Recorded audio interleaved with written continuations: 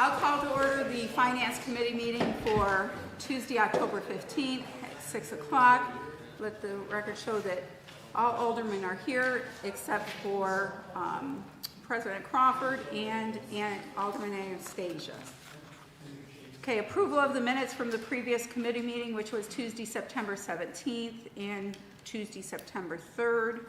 I'll make a motion. Do I have a second? Second. All in favor? Aye. Opposed? Okay. Okay, so then we are on to unfinished business, and I know we just got some of this information today, Brad, I believe, that you sent out an email. And I'm guessing some of this stuff in front of us is things to discuss. So do you want to go ahead with the I&I issues and the plan of action that we talked about September 3rd? Yeah, so I mean, I had sent out an email, I think it was maybe September 18th, Yep. with some information there for you guys to take a look at. That was the old study and some sewer use ordinance language. So we do have the two former studies, the smoke test study, the dye test. We put out the RFP, we didn't get any responses. I spoke with the mayor today. His feeling is that we should put it back out for RFP or RFQ for professional services to secure a firm to do another study, whether, you mentioned maybe newer technology or something to pinpoint some of these issues, and then obviously we're going to need some help rectifying all of it. So whether, I guess moving forward, we kind of have to decide how do we want to address the I&I? Do we want to use the $250,000 in the budget next fiscal year to address some of these things? Whether it's, do we want to continue to do sewer lining? Do we want to do manhole restoration? Do we want to use some of that for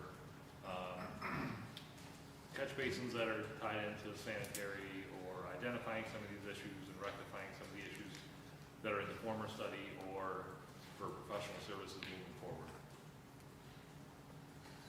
So, if memory serves me, that we were looking to kind of do a random kind of check of some of the catch basins and stuff and see if those were still issues and whether or not anything had been rectified from the previous study. At least that's my recollection. Alderman Robinson? Yeah, I wrote down notes that from the previous meeting that we had on this discussion, the council requested the city to work on a solution on what could be done by the city and determine what outstanding issues still existed from there. So the same solution one is to put $250K into a budget, and solution two is continue working on sewer lining, but that doesn't address what the city can get done. The $250,000 is always allocated in the budget. Yep. So I guess I was really asking, how do we want to continue using those funds? Whether it's sewer lining or, I guess, I&I mitigation. Now, we can go through the former studies and randomly pick, some issues in there on our side, see if there's still issues, whether we can address those internally. So I do think that that's what we had looked at, and then also whether or not between code enforcement and DPW to look to make sure that the houses that were perhaps still tied in, whether or not those were still issues. And I believe you might have said that if the catch basin and the city's work was kind of remedied, that you thought that might take care of about 80% of the issue, if memory serves me correct? No, I think the vast majority of it is on private property. Okay. Okay. I thought we had talked differently about the catch basins and such. So, since we met back on, was it September 3rd? Did anyone look at the past study and look at any of the catch basins or any of the housing that was listed to be deficient, to see if that had been remedied? I can tell you, not specifically from the reports, but I Okay. do know that we have catch basins that are tied in, or yes, that are tied into the sanitaries. And those are usually on dead ends that don't have stormwater infrastructure. Okay. Other thoughts or questions? Alderman Campbell. My thought would be to take what's in the old study and risk rank it based on how much of a problem it's causing, how much it costs to remedy it. And start with the biggest, the cheapest big hitters and start working our way down the list. Bang for whatever buck we can spend and so we get the most done. I agree with that because some of the catch basins, right, they were replaced over the summer, right? There were some upgrades throughout the city on certain streets. The casting on top Okay. was replaced on those streets that we paved. Just the casting itself? Yeah. Lipstick on a pig. So with that, we should be able to compare those that were upgraded to the list and see if those areas needed to be touched upon or those were done. We should be able to narrow down this previous list to what's actually due to get done.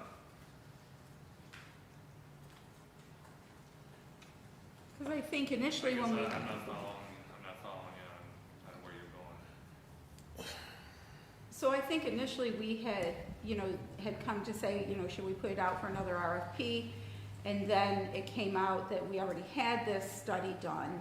And I think the council then, our appetite for kind of just doing another RFP to tell us the things that we already know, we'd rather see it, what things are still unrepaired or need to be repaired from this study, from this one, before we just go back and get the same information. And so when you're asking about the RFP or if we were going to look to put that back out, I think, and everybody else can weigh in on this, that the recommendation was to first see what we had left to remedy from the previous study before having somebody come back and tell us for a significant amount of money that we still had these things left. So it sounds like you want to take the former studies and separate them from private issues and public issues, and then start with those public issues to remedy those. Yes, go ahead, Alderman Benyon. Brad, you just said that some of them, or most of them, are private issues. So like, looking at the old report, there's intersections, State and 18th, State and 14th, State and 5th, South, pages upon pages that none of them are like off the hand, or off the cuff dead ends or private property. They're road intersections, and it says it's a catch basin, smoking, severe, moderate. So when I brought that up, the idea was for you to take those pages and come up with a plan of action to fix those issues and then see where we're at. Like, in no way will I support spending money on another I&I report just to have them redundantly slap new dates on that when you said that it probably hasn't been fixed. It's not your fault, that's not what I'm saying. So for instance, if I take my car down to the thing that tells me I need a new exhaust, I don't not fix it and then 2 years later go down and say, what's wrong with my car, and have them tell me that it needs a new exhaust. I guess that's what I'm saying. Go through that list of the catch basins on the public side and address those issues. And then, if it's still an ongoing issue, then we can come back and talk about an I&I. Right. Yeah, and just exactly what you're talking about. I did request that information of what did we do and what didn't we do. Where's the documentation of what we did do? Because from what I understand, we did do some, but we didn't do them all. So I don't know what we did and what we didn't do, where we picked up, where we left off. Where that's at, I don't know. Because then, just to follow up with you, some of that, like, when it's talking about a road, and I was talking with, I think, Vernon one day, and we talked about, I was talking to Jason one day, people are concerned about, like, the roof leaders going down into the drain, but, so they say, okay, I'm gonna disconnect it, and they kick it out, and I think I walked my kids up to school, and I think I passed 3 of them, and the kick out went right to the driveway. Okay? So now I've complied, right? But now that driveway sloped down to the road, so all of that roof leader still put it into, let's say that catch basin's tied in and sanitary. Me disconnecting that roof leader didn't do a damn thing because it all still ended up in your catch basin. Right. So even though the report says it's 10,000 square feet of road drainage, that doesn't even calculate yard runoff or anything of the like. So some of these catch basins that might be listed as 10,000 severe might be even worse depending on what the thing. Same thing, like you go by sump pumps, you see them shooting out, they're on the driveway, they run down the driveway into the road. So that's why I say, so even if like we're looking at like everybody wants to take the easy way and say the roof leader. But again, that roof leader, if I disconnect and kick it down the driveway, it's still the same problem. So it didn't matter if it was tied directly in or just sloped down a concrete driveway. I think the larger issue is that list of catch basins and stuff like that. So I guess from my point of view, it's coming up with a plan to address that and spending the money that would be spent on another I&I to resolve that and then circle back to that. Because that's real action, not just another study. And I would say as far as funding, I mean, what, are we really, at this point, it's been going on, we don't hear much about it, the sewer lining operation. I mean, does it still go on? Is there a company out there all the time? Is it kind of sitting idle? I would say, We put it up a bit every year. so somebody every year is doing $250,000 worth of, Yeah, so this year, we didn't do the lining, we used that money to fix the levee in North Olean. We reiterated that lining money. So the lining that we've done so far is taking us from South 19th Street, all the way through Frank Shop Park. on just that side of the road or the whole city?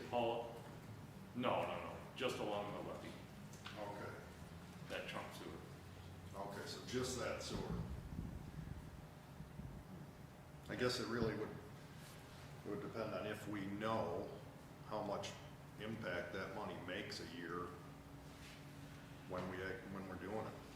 You know, is it really solving things, or is it kind of, at this point, a compliance that we're following to keep us out of trouble? Because You know, if you're we doing the really sewer allocate line, but it- you're not doing the manhole restorations. You know, we can line those too. That's another process. So, Alderman Benyon.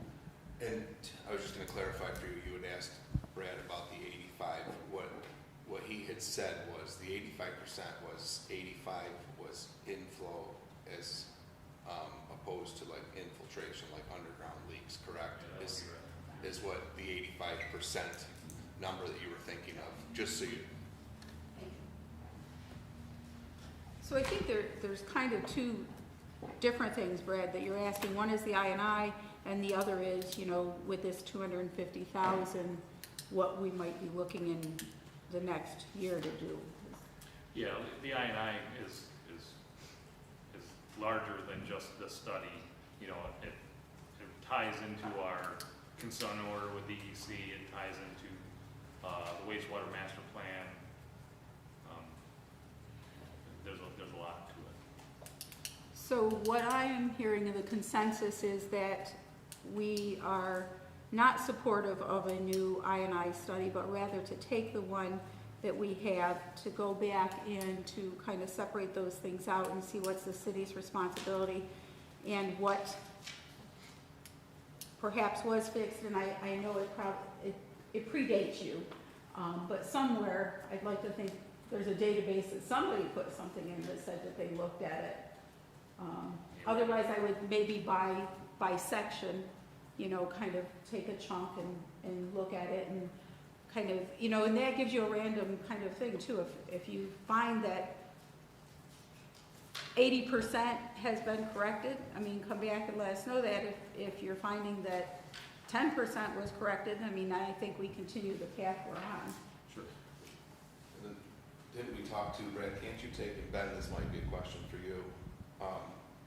Like next year, like when you do your streets repaving list, if there's some of those catch basins identified on those streets, couldn't you then do those ones at that time?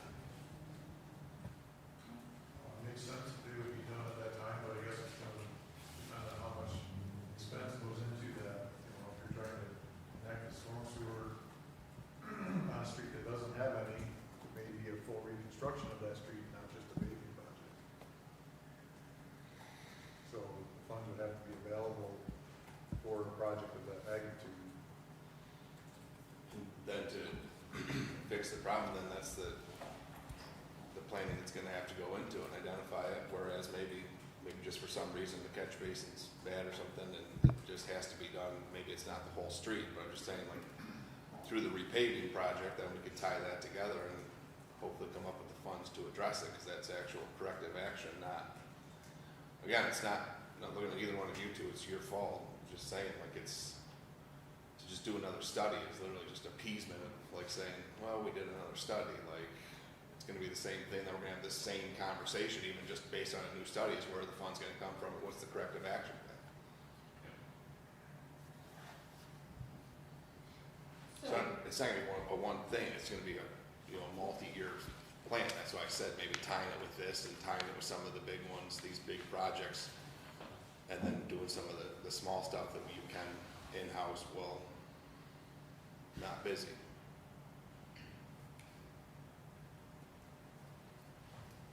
So Brad, do you feel like we gave you enough clarification and Yep. direction? Yep. Okay, thank you. So I guess just to clarify, we're not moving, we're gonna let the RFP for the I&I set, we're gonna look at what can be done to move forward with I&I reduction. Yes, based taking on the current previous, information. yep, taking the previous one and working from that to see what has been rectified and what has ahead continues to be problematic. And I like the idea of then tying it into next year's plans for the streets and, what might need to be corrected there. And then we need to take a look then at funding for it too. Anything else on this one? Okay. Next is the RFP and funding for demolitions of 316 Laurel and 330 North 10th. We talked about that September 3rd, and we're back to revisit it. All right. I think there were a couple of things you were gonna look into, and No, last time we left it, you were gonna get an opinion of the council of whether we could be held liable. well, we would like to have gotten an opinion, but we don't currently have a city attorney. So, I already searched it. okay, so you searched it. We'll go with your professional lawyer opinion. What did you find out? This is not a legal opinion, Oh, but I'm kidding. according to the search engine, yes, a municipality, once they're put on notice, can be held liable if something does happen. If they didn't take the time to remedy the situation themselves, i.e. board it up, that's when we always board up properties. This is well beyond boarding up a property. If it's foreseeable or negligence, then yes, we can be held liable. So I have a question. Alderman Robinson. So when a building has the placard with the X, that signifies no one can enter, fire department can't enter, et cetera. Right. So when a building is marked with that placard, does that necessarily mean that it's condemnable, or it's damn near if it's to the point where no one can enter? If it has an X on it, it could range from anything like what we have now to where the floors have collapsed in on themselves to there might be a hole inside the front door. So it just gives them a heads up, hey, there's a danger somewhere in that house. That X just says that. It doesn't speak to the severity of the danger that's inside that house. Okay, but the city goes forward and marks that, so we did our due diligence. I'm assuming we could go after the property owner and say, hey, you need to remedy this, or if it's a bank, say the same thing or something of the sort. But then at that point, if the building falls, we did do what we needed to do for the property. The onus is still on the property owner. Right. So can the same be done with this building or the two properties? The two properties that we're talking about, can we board them, put the placard on, do not enter, and then we allow somehow to go through communications with the property owners and say, hey, you are responsible for this, you're the one that's liable, and go from there? Is that, So right now with these two properties, what we're waiting on, they are secured, so where entry shouldn't be made. Everybody can make entry if they want to. right? These two particular properties are subject to collapse, in our opinion. That's why we brought these two forward. And like our last prosecution just wrapped up today, that was started in October of '23. So our thought was, yeah, we're still gonna go after the property owners, but what happens in the meantime is if these end up on the ground. And then, But if you wanna go forward with prosecution, once we get legal counsel, we can do that. And I And we think, can just roll the dice. What's the, maybe I'm ignorant here, but what is the current reply from the property owners of these? Are they reachable, or we can't even make communication with them, or? One's out in New York City, swears up and down he's gonna fix it up. Haven't seen anything to that tune. The other one says, do what you gotta do, I don't have the funds to do it. What were the RFPs on that, Brian? What were the quotes? So. 85. 89. 85 to 127.4 is what I have written down. That was for both of them? Yeah, that's right.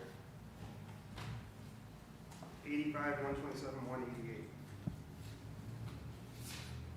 But that was for both, correct? Correct, both properties. And they're both controlled demolitions. because we can't get in, so we don't know if there's asbestos inside. Right, so you have to treat it as such. Yep. Any other thoughts, questions?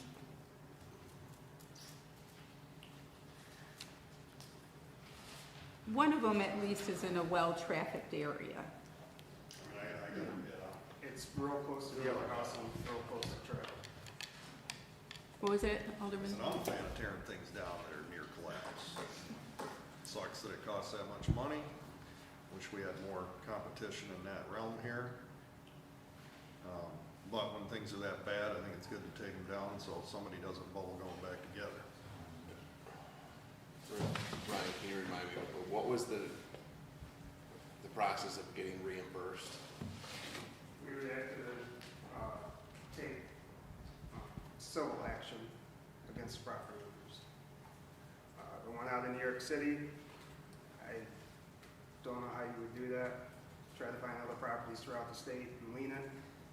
The other one, he does have other property within the city that he could possibly lien. So then what would happen if they just let those would-be now vacant lots go to the tax auction? We would sue them civilly, so then once we obtain a judgment, we're not worried about the tax bill, we can take that judgment and we can lien any other properties that they do have. I wonder, I mean, another way, if we put the lien on the property, eventually the county's gonna foreclose on it if they don't pay it. That's what I'm asking, the county So- forecloses. I mean, I doubt, just hearing the numbers, I doubt we could come close to those numbers just in a sale. But it sounds like, I mean, to me, it sounds like to get it done and over with, personally, my thought would be to tear them down, put the lien on the taxes, and then recover whatever you can off the, I would still do Say. civil lien as well, besides the tax lien, because then It you're might- protecting yourself from the county saying, no, we're not making you whole on that one. I agree. And if you had that lien and it went through the county tax sale, does the county have to make the city whole on the entire allotment or just the spent portion or the auction price? Usually they make us whole on whatever our lien, or whatever is on the tax.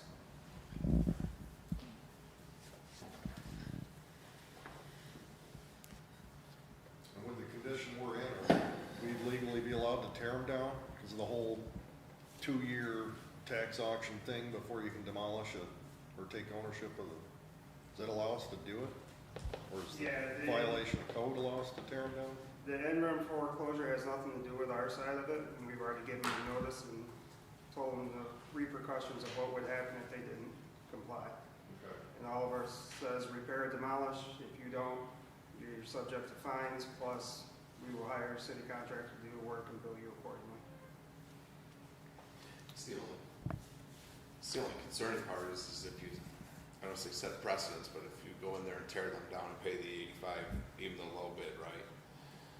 You know, I feel like you struggle if that thing sells at the county auction for 1,000. Like this county's gonna make us whole on the other $84,000 of that. Like, I see that being a battle and not likely to happen. But also, the more concerning part is then if I acquire a property or I let a property go in such disrepair, I could just say, F it, leave it sit there, and then you've now set the standard that you're gonna come in there and take it down for me. Not you, I just say that that would be the standard that gets set, so if people figure that out, that's a new way of demolishing. You use the property until it's in disrepair and then walk away from it and let the city pay to take it down. And that's, yeah, unfortunately, that's the way it's been, and that's why we tried this new prosecution that we've done with a landlord that didn't want to comply. We're trying some new stuff to see if that helps or not. 'Cause that's the only, once you start hitting the pocketbook or find a way to hit the pocketbook, then we think we'll be on the right path. So you would put in the lien then if they had other properties. So if somebody has other properties in the city, it may well not be in their best interest to let that process go, but. The property doesn't have to be just in the city though, correct? They can be anywhere within the state. Okay, so anywhere within the state, so you could put a lien on any property within New York State borders. Yep, you would take that civil judgment, go to the county clerk of that county, and record it just like you would a deed or anything else. So if the gentleman from New York City owns his house, there we go, right? We know for sure you has some in Rochester, so. Okay, perfect. That was one of the two has other properties. Both. They both, the one in New York City has ones up in Rochester as well. Oh, okay. And the other one has them in Olean, correct? Yep. Okay, I gotta admit, the board, I don't know how you guys feel, the more I see it, it sounds like we gotta take them down to have leverage no matter what. Like in order to try and recoup anything, we gotta spend the money. In order to try and lien anything, we gotta have an amount to lien. And that means taking them down. In a perfect world, I would assume ahead of time and try to get the funds and then use those funds to demolish it. Unfortunately, not allowed to do that. I agree with you, Jason. I just think it's, especially if you have something that's lien, that's, you can attach that lien to, that's more, worth more, you know, to them. Yeah, I think that's your saving grace to not set that precedent is Yeah. we gotta follow through with the aggressiveness on liening other properties that they have, because otherwise you can get your properties demolished for nothing. go ahead, Alderman Robinson. I'm in favor of the tear down. It sucks that we're obligated to do this because we could become liable. But to get these torn down and out of the way, that was the only question that I think held us up the last time we discussed this, so the liability concerns. So I guess the next question is, was there enough funding to tear both down? And if so, or was there enough in whatever proper lines? There's, As far as I'm aware, you would have to go to the general fund for it. yep, Yeah, because the only funding we have in the budget is the line, and Lance can correct me, it was the line for those who need immediate kind of tear down, and I think there was only 25,000 or something in there. So, There's only 17 left of that. 27. 17. so do we know how much is in the general fund? As far as fund balance, Yes. I don't have that handy. I think you had sent us something a few weeks ago. Yeah. Um,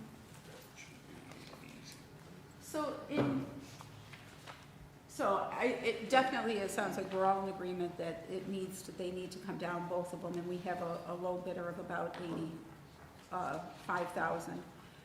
So it becomes, where does the money come from? And then the one thing I would ask is, so you said you had, in October of '23, that judgment just came in. Was it in our favor? No, we started the case all the way back in October of '23. Today is the day that we finally got a ruling from the judge. Okay. That's how long that case has been moving, In our favor? kind of. Some money returned. Yeah, Okay. not What is returned, that? but we have a civil or a civil judgment against. Okay. But is that timeline, Ryan, because that's the timeline of how things take, or because of our untimeliness in handling it? That is unfortunately gonna be the timeline, how long things take. If they choose to ignore showing up to court, you have to work the bail reform process with the warrant process, and that takes forever. So don't we have a new process that we voted on, that if they fail to come to court twice? That's city court. City court. Okay, so we're just looking to see where we're gonna take it out of, because there's not a line item that has this much money in it to do it. But I guess for the sake of time, then maybe this week, then they should come up with the possible funding and then present that. Because we'll have to get on to vote on it for our next meeting then, correct? It looks like your only option is the general fund. So put it on there, and then they can, by then they can email where they intend and propose to take it out of, and we can vote on it next Tuesday. Because we'll have to have it on there as a PL anyways. Okay, Tiffany? Brian, or somebody. Yes. Brian, how do we ensure, so, let's say we take it down and in the background, legal stuff's going on, trying to recoup money. How do we make sure the process is followed to complete and get that property somehow resold, divided up, auctioned, whatever, so that it gets back on the tax rolls? Because I'm guessing, once you do the codes part and the thing's torn down, it kinda can sit there and be an empty lot for a long time. Is there a way to make sure that as soon as it can be, it's sold or offered up for auction or something to someone to get it on their taxes? What we think is going to happen is, usually by this point, if we're going after a property, they're already behind on taxes. Well, if you take a piece of property from them, you take their house, most of them don't want vacant lots, so they would fall within that 2-year timeline to where the county would auction it off. Okay. You know, if you're 2 years back and I come and knock down your house, are you gonna still pay the tax bill? Okay. I get it. So the other thing is, we did have the two that had responded, and the 85,000 is where we're looking to land with, See if they got some coupons. what was that? See if they got some coupons. Coupons. Holidays coming. I mean, you have another option, I just don't think it's a good one, it's just to knock them down, leave it in the pile. Knock it down and leave it in the pile? Oh, that does not sound like a good option. No, that's No, we the, tried that No, with no. South Union and we No, see what that got us.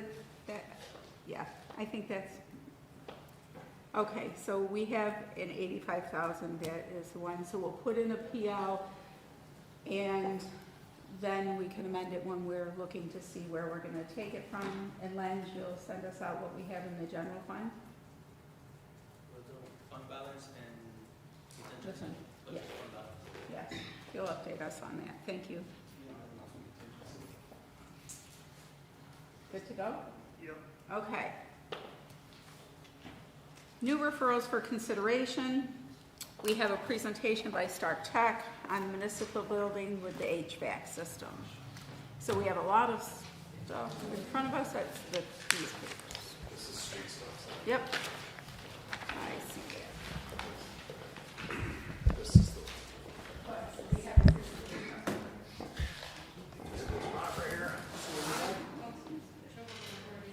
Everybody, thank you for your time. I'm Jim with Stark Tech. I'm the director of our group at Sabrina Carpenter, account manager with us, Billy. Everson, also account manager, and one of our senior engineers that also walked your facility with the four of us. Couldn't be here today, but that was Gary Jacobs that helped us put together this program for you guys. Let's talk real quick how we got here. Okay, last year, maybe 2 years ago, Kevin, we looked at the community building under an Equalis program, and we did the upgrades on the rooftops. I looked at that facility, kind of did an energy assessment on it, came up with the ideas for the rooftops and the design, and that's where you guys sit today. Last year, again with Kevin and the mayor and his team, they asked us to come on in, and we were tasked to do an energy audit on the facility, which we did, and at the same time, we were asked why we were doing the energy audit. We put together a project development. So not only do we know what we have with old and obsolete equipment, non-efficient, what can we be looking at here in the future that, we can remedy those issues. So just some of the things real quick that we discussed with Kevin and the mayor and his team. Of course, they, improve occupancy comfort. You guys can feel in here right now, it's a little bit cold. All right, we know the systems that you have, the equipment that you have, I'm sure you guys are aware. We took some pictures. I'm going to show you guys what we got to see when we came through to do the audit, not only based on energy, but on capital improvements and life cycle of your equipment. Addressing the building pressure relief. When we say that, to keep it simplified, not to get too far in the weeds, you got to bring in outside air based on requirements. You can only put so much air into an area. You have to relieve it, and when you relieve it, you can condition the area better, and it's also better on energy efficiency, not only total air quality. Then the big thing that everybody's chasing after, with the capital improvements, reduce energy consumption and operational cost. So these are the things that we looked at, Stark looked at. Our goal was here to, we'll do the big words of decarbonization and de-electrification of your facility based on operation and energy costs. So looking at everything and seeing what we can do to get you guys where you need to be to have this building, like we say, the things that you have up here. These are some of the measures that we looked at. So you got, when we say the fan coil systems, I'll show you some pictures. They're going to be replacements of your 1959 air handling units that you have. You got 3 of them out there right now. New building management system, what is that? That will give Kevin, and of course this facility, it's not only the bigger devices that give you the energy savings, but it's all the unitary devices like the radiant. I'll go through what we have. It helps Kevin with smart thermostats and stuff run your facility at a better, more energy efficient, and more comfortable facility. New exhaust fan that we just talked about, and diffusers. A lot of diffusers that you have in here are very old.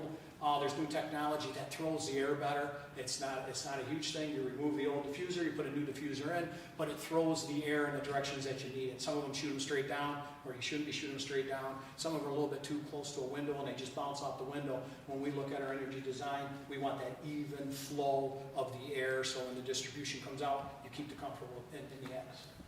Retrofitting the radiance. We looked at this in many different ways, and I'll talk a little bit more about it in our design. But the radiance, just so you guys know, that's all the wall wash that you see without the building. That heats the wall, it keeps your walls from sweating. And I will talk a little bit more about your single pane windows that are from probably middle 70s. I don't think anybody really knew how old they were, as we know the building's from the 50s. But the radiance is very important, and you've got to have that piece of this building design. New ductwork in the offices and ceiling areas. This is more down in Kevin's area, that ceiling grid that we have up there. We would love to put in new ductwork and replace it, but if you touch an old ceiling grid, which is Armstrong 770, it's just going to crumble, and the ceiling grid's buckling up. So we figured if we're going to be in there, you're going to have to replace new tiles anyhow. There's no use having a tile here and a tile here, and it could be 30 tiles or it could be 60. So we figured if we're going to be in there putting in new ductwork, putting down floor protection, this would be a good time to replace that in a ceiling. And then, of course, we'll cover off some of the new high-efficiency windows based on what you guys have today, the single-pane windows. We'll call it the window film. Not sure when that went on there, but if you take a look at your windows and you walk around, you can see what you're getting out of that window film, which I'm sure you guys all are aware of. Okay, just real quick, I just want to give you guys an idea of when we do a walkthrough and what we look at. We don't only use our engineers to do the calculations to get the energy savings. We also take a look at what it is. My job, too, is to take a look at what is it going to take for this air handler you guys are looking at. This air handler right now is air handler 1. It feeds 7 different zones in this building, and this first floor and the second floor are part of this. Okay, what happens today, what you have here today, there's one motor in there. I don't know how long this heat exchanger is. I've been doing this for 39 years. I was a journeyman refrigeration guy. I actually serviced this area back in the 90s.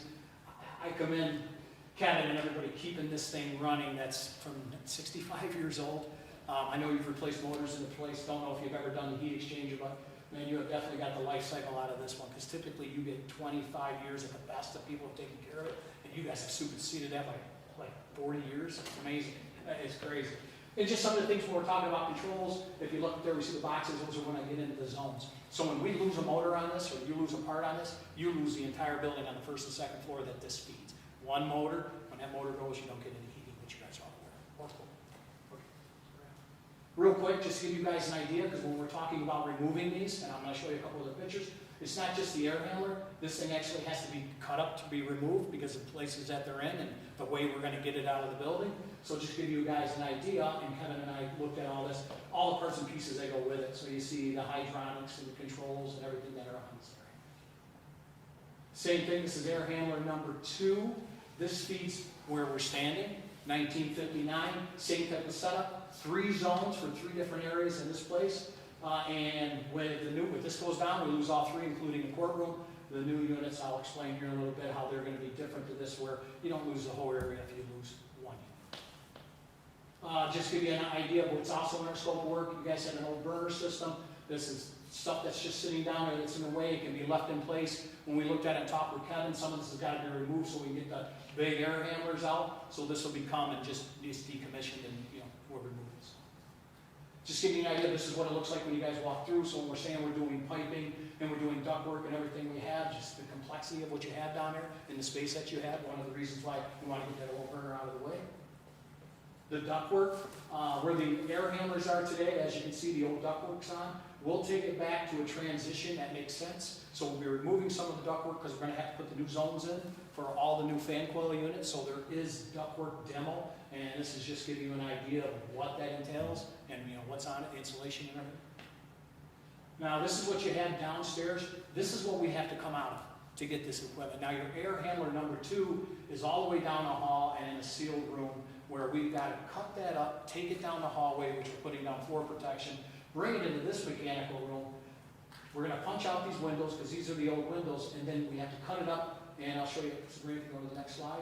This is what it looks like outside that door and outside those windows. So if you see the staircase, there's no easy rigging out of here, okay, in or out. That ductwork right there that feeds the old boilers, that's the outdoor intake, that actually has to be removed, and we're going to actually remove the grating that's up there above, set up a rigging group, and take this thing out in pieces. But we still got to have access to go up and go down and get the new fan coil units and stuff like that. So that's great. Just another idea with the grading. And this is outside, okay? This is the north side of your building. This is that grading right below. As you can see, throughout the years, they added the outside area because you guys were having code issues and issues for your air handlers and the other equipment that you had in there. So this actually has to be removed halfway down so we can get the grading out and get the rigging. Just to give you guys an idea of what it's going to take to get these air handlers out of these mechanical. And when I say diffusers, just so everybody can see a picture, I love pictures. These are the diffusers I'm talking about, okay? This isn't the exact ceiling, but if you've seen the ceiling down through the hallway, you guys would know what I'm talking about when you walk down and see. Radiants, okay? Taking a look at your building, and I'll go through this real quick, but these are the radiants right now. Right now, all the radiant is, it's a tube that goes through, a hot hydronic goes through it, and it has aluminum fins on it, has a valve on it, works off of that thermostat, and allows you to do the wall wash on the heat to keep you the cold spots, especially in a building like this. Okay, what we're proposing, okay, and I've got, if you have any questions, please ask me, okay, because I know I'm going through this a little quick. We have the new fan coil units. There's 10 zones that we're going to be covering. Okay, one of the zones, and I didn't mention it, didn't show you a picture of it, is in your criminal justice area. That's going to have its own zone and a new fan coil unit. What's a fan coil unit look like? It's a box like this. It's got all the heating components in, and what's nice, it'll carry one area. So now when we look at the 10 new areas, the air handler 1 actually has 7 today. We're going to combine 1, zones 5 and 6, so we can eliminate 1 because it's oversized for those areas. 1 unit will cover that, so we'll pull that big air handler out. We'll sit in 6 new fan coil units, and that'll be your new heating, and you'll have independent areas for independent heating and cooling. Just go back real quick. Oh, let me figure that out. Sorry about that. No, you're right. And I think it was just covering the ductwork. And it's okay, you're good. And it's just a ductwork that we're going to be doing the transitions down that hallway that shows you we branch into rooms where they don't have any ductwork at now. So even Kevin's office, correct, the heating in your office and stuff like that in those areas right there, this ductwork will now alleviate that on some of the zones we're talking about. So we'll actually be picking up those areas to get the proper heating and the ventilation with the new system that we're talking about. Take that next. Okay, yep. I got it. Okay, exhaust fans, exactly what I just said to you guys. On the second floor, there'll be a large commercial exhaust fan going on, so we can pull the air out of the building. If you're putting in air, you gotta exhaust it. It's like a balloon. Okay, so that's what the exhaust fan is. New supplies, diffusers we talked about. And then the air and water balancing for the systems, especially, this is a part of our energy piece. We call it commissioning, and I'll have to talk about it real quick a little bit from here. But you put all these systems in, you still got an air balance, and you still got a water balance. If your water's moving too quickly, you don't get the heat transfer. What's that mean in terms? You lose energy. That just means if you don't get the heat transfer, you got to up the temperature and the cooling, or lower the temperature and the cooling, up the temperature and heating to get the heat transfer. What is that? That's energy. So when you balance these systems, even with the air, or remember what I said earlier with the control system, everybody works together to get that operational energy efficiency. Okay, the fin tubes, nice thing about these, what we have seen in the past, and hey, we see it with you guys as air handler, with the fin tubes, like I said, it's a piece of copper with fin tubes. Instead of going in there and ripping all that out, because if we ripped all that out when you're looking at costing, working with the mayor and Kevin, because we looked at some options, because of the aesthetics, and like this fin tube's pretty simple here, but when you get into the office areas, they're up against those old walls. And if you start ripping that out, because we priced it out to have the aesthetics done, and it was ridiculous to come in, because you pretty much have to redo the entire wall. When you pull these things out, they've been in there since 1955, they're lagged right to the block, you would have a mess on the aesthetics. So how do we keep cost in line and still give you guys what you're asking for to keep your, all the things that you saw at the beginning? So with the fin tubes, what we're going to do is we're going to pull the covers off the fin tubes. We're going to review everything that you have in there. If new aluminum fins need to go on them, we'll put them on them. If a tube needs to go through, we'll put it on it. They will get new circuit setters. They'll get new control valves. They'll get new smart stats. And I'm probably sure as old as they are, they will all get cleaning. Wall wash gradient in buildings like this does an excellent job. You're not going to be able to keep up with the systems you have, because if you tried to change the infrastructure of the duct in this building, you would have to tear out ceilings, you would have to tear out walls just to get the airflow in areas that you would want to keep the compass of the building envelope condition, heating or cooling. Radiants work great because they splash the walls and you get rid of those cold spots. So we're going to redo all that, putting on the building management system, which in turn helps Kevin to go and he can take a look at his entire system and see what it's doing and making sure it's still optimized. Updated controls, that's exactly what we talked about. Every one of the fin tubes, every piece of equipment that you have out there gets new controls. The controls are old, some are mechanical driven, they're obsolete. Wall stats, the new building management system that he has, so that everything will get new building controls. Electrical scope, just to give you guys the idea, if you're looking at an air handler, you're looking at all the stuff we're working on, everything has an electric component. So a lot of the stuff where we can reuse, we will, if sizes are correct, if whips are good. We're trying to be cautious on cost, working with the mayor and Kevin, trying to keep the cost in line. Some of the stuff we will reuse if it still meets code requirement, and it's fine. This just isn't a tear out and re-put. We're trying to make sure that we utilize what you have for an infrastructure now. Some of the stuff throughout the past has been replaced. We'll reuse it where we can.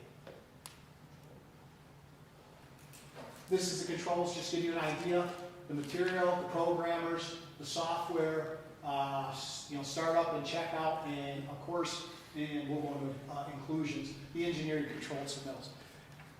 Go ahead. I don't want to get ahead of myself, almost got ahead of myself. Okay, so this is just some of the ideas for our general contractors. So as you can see, we got a mechanical contractor, electrical contractor, plumbing contractor, a TC contractor, and a GC contractor. They'll do all the ceilings, he'll do the floor protection and anything. And if we get into any areas where we pull out the fin tube and the fin tube cover needs a little bit of work on it, as in painted, or some of the areas on the wall need a little bit of dressing, we'll have them address that for us. Okay, the windows. This is going to be a fun one. We brought a sample. Okay. I've been working with this manufacturer for probably 16 years.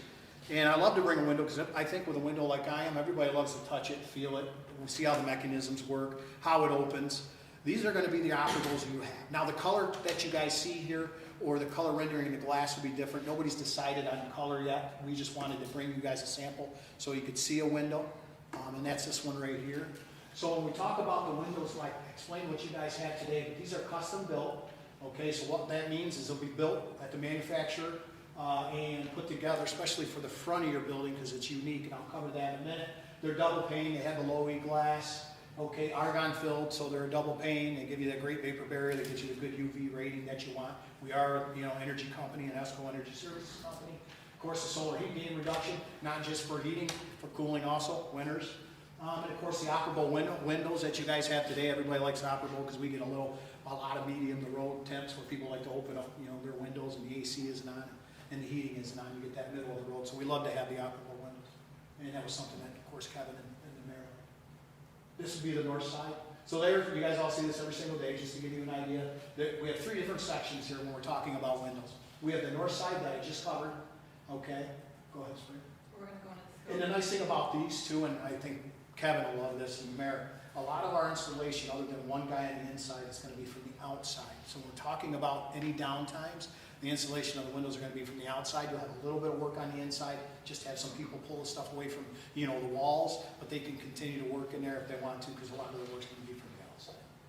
Okay, now we're on the south side. Okay, so we'll see the front, and I'm sure every one of you looked at the front. This isn't just a window that you can pop on and you can pop in. You have a lower half, and then I'm not sure if you guys are aware of this, because I've driven by this building probably 1,000 times in my life and didn't realize that was marble between the first floor window and the second floor window. So I think it's the same marble that you guys have in the building from 1959. Don't know. I mean, they're the original windows. The marble's in great shape. Those go show you how long marble can last. You have 2 choices on that. The windows will still be the windows that we're doing, but this is called spandrel. Okay, and pretty simple, is when the manufacturer builds a window, he can build it to where if you guys want to keep the marble, maybe somebody, they love that look and it has a story to it and you want to, from 1959, you want to maintain it, okay, our builder can go around them.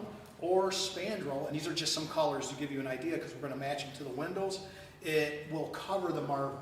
So when you look at it, if you guys are out front and you're looking at the window, it'll look like windows all the way up. And how you have it today, where you see the white of the marble, the white and the black, you'll actually see the spandrel, which is glass, with this color behind it, because of course you don't want to see what's behind it. And this will be in every area that the window, when you look at your windows, you can get above a grid, and then all of a sudden you'll see where you have covering. The spandrel will be any place that's not an opening that you can visually see from the outside. So the spandrel will cover, let's just call it the ugly, and if you guys decide to stay with the marble or don't, this can cover the marble. And that'll also save costs in getting out there and ripping off marble and doing the aesthetics. This is the best way to go, cost efficiency. Police station, this one's a unique one. Okay, today what you have in place, as you can see, you've got obscure windows, except in the middle, meaning you can't see in through clearly. It is a wire installation of windows, which they no longer make. Okay, so what we'll be proposing is similar to this, but of course with the updated windows. And which I love best about this part right here, you guys do have the bars on the other side. Okay, so what we're going to be proposed, it's going to be a new tempered glass. It's 4 times as strong as the windows that you guys will be putting, here if you decide to go forward. It's argon filled. It still has that the UV value rating, but it has the obscurity, meaning you can't see through it. Okay, which is cute. The light gets through, but you can't visibly see through it. So that's key here. And then of course, what's in this is you have a double pane argon window on the outside. Then you have a 3M film. That's the security film. If somebody went up, and we were going to show you a video, but I figured I'd just talk to them, and beat on it on a hammer, it's tempered glass. They'd have to get through the glass first, which is tempered, and then they'd have to get through that 3M security film to get to a double pane glass on the other side. So if you didn't have the bars there and somebody tried to go this way, or somebody tries to go this way, it's going to take them a long time to get through that glass. It's not a bulletproof glass or anything like that. This is, I'm sure you guys have seen it. We all got kids in school. I spent 5 years on the school board. We talk about security and slowing down who's trying to get through. This is the same type of setup if you have seen those videos. Of course, the chief's office and anything else that's a regular office area, they'll have windows like we're proposing for the south side and for the north side. Any questions on that? I know because usually the windows we get a lot of questions. Don't know if you guys have any questions on that. Great. Okay, and then the process, all right? When we look at the process, we've done the energy audit, including task work from the mayor and Kevin. At the same time, what you guys see today, we did the project development. Engineering is also in this project development. Now, we're still underneath the program, which I'll talk, we did real quick for you guys for the community building. It's an Equalis program. Sabrina's our expert in the Equalis program. Sabrina, you want to cover that a little bit? Yeah, sure. So Equals is really just a procurement method. If you're familiar with Olean, it's another federal program like Equalis. There's New York State contract, familiar with that. So it's just really a vetting process that allows you guys to save time, save money, go through without having to go through a low bid process. Like Kevin can pick his contractor, so that's kind of nice. Not sure, it's got a screen pop up here. So yeah, it's actually what we use for the community center, how you guys just went through that project earlier in the year.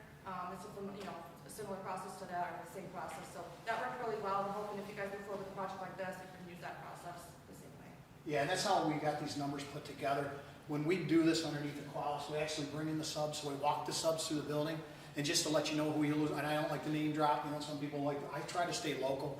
Everybody wants to use local subs. And why would I do this? Being a journeyman refrigeration guy myself, is you can have a company come in and do the project and do a great job on the project, but if they're not local, they go back to where they're at, and then what happens, and I hate to say it, when something does break, who does Kevin call? Okay, typically what ends up happening, at least in my experience, if you bring somebody from a different area, they end up going with a different mechanical, different electrical, because they want to use somebody that they know, somebody local, somebody knows that's going to respond real quick and save Kevin a nightmare of getting your building back on. So in this case, we did work with PureTech and we did work with Mazda, okay, local subcontractors. How we price this thing out, which we're going to show you here in a little bit. So we are at that stage where we're at the Equalis. We still will do the stamped engineer drawings. We have 23 engineers in our company, Start Company, that has the mechanical, the electrical, and plumbing, which is great because we can keep the costs down on those because we keep them in-house, but they will have to still, even though we do Equalis, we still got to follow the state rules, regulations, code, and we still do the AI documentations. We still have all the same process like we did for you guys for your community building. The next step, if you decide to go forward with the Equalis, program is, of course, the construction, which we'll be working with Kevin, figuring out schedules. I'll show you what our inclusions are here in a little minute, which everybody gets excited in because I hate to use the phrase turnkey, but this is a beginning to end. So when we say with Equalis, these projects are everything, including the engineering. I'll show you the inclusions. And then, of course, at the end, after all the equipment's in, I love to bring in my energy engineers and they commission your building. Okay, what's commission? What I say a little bit earlier. How did we get this room to 70 degrees is that we're looking at? Did we bring on X? Did we bring on Y? So we look at what we call optimal start-stop, and we also look at occupied, unoccupied times.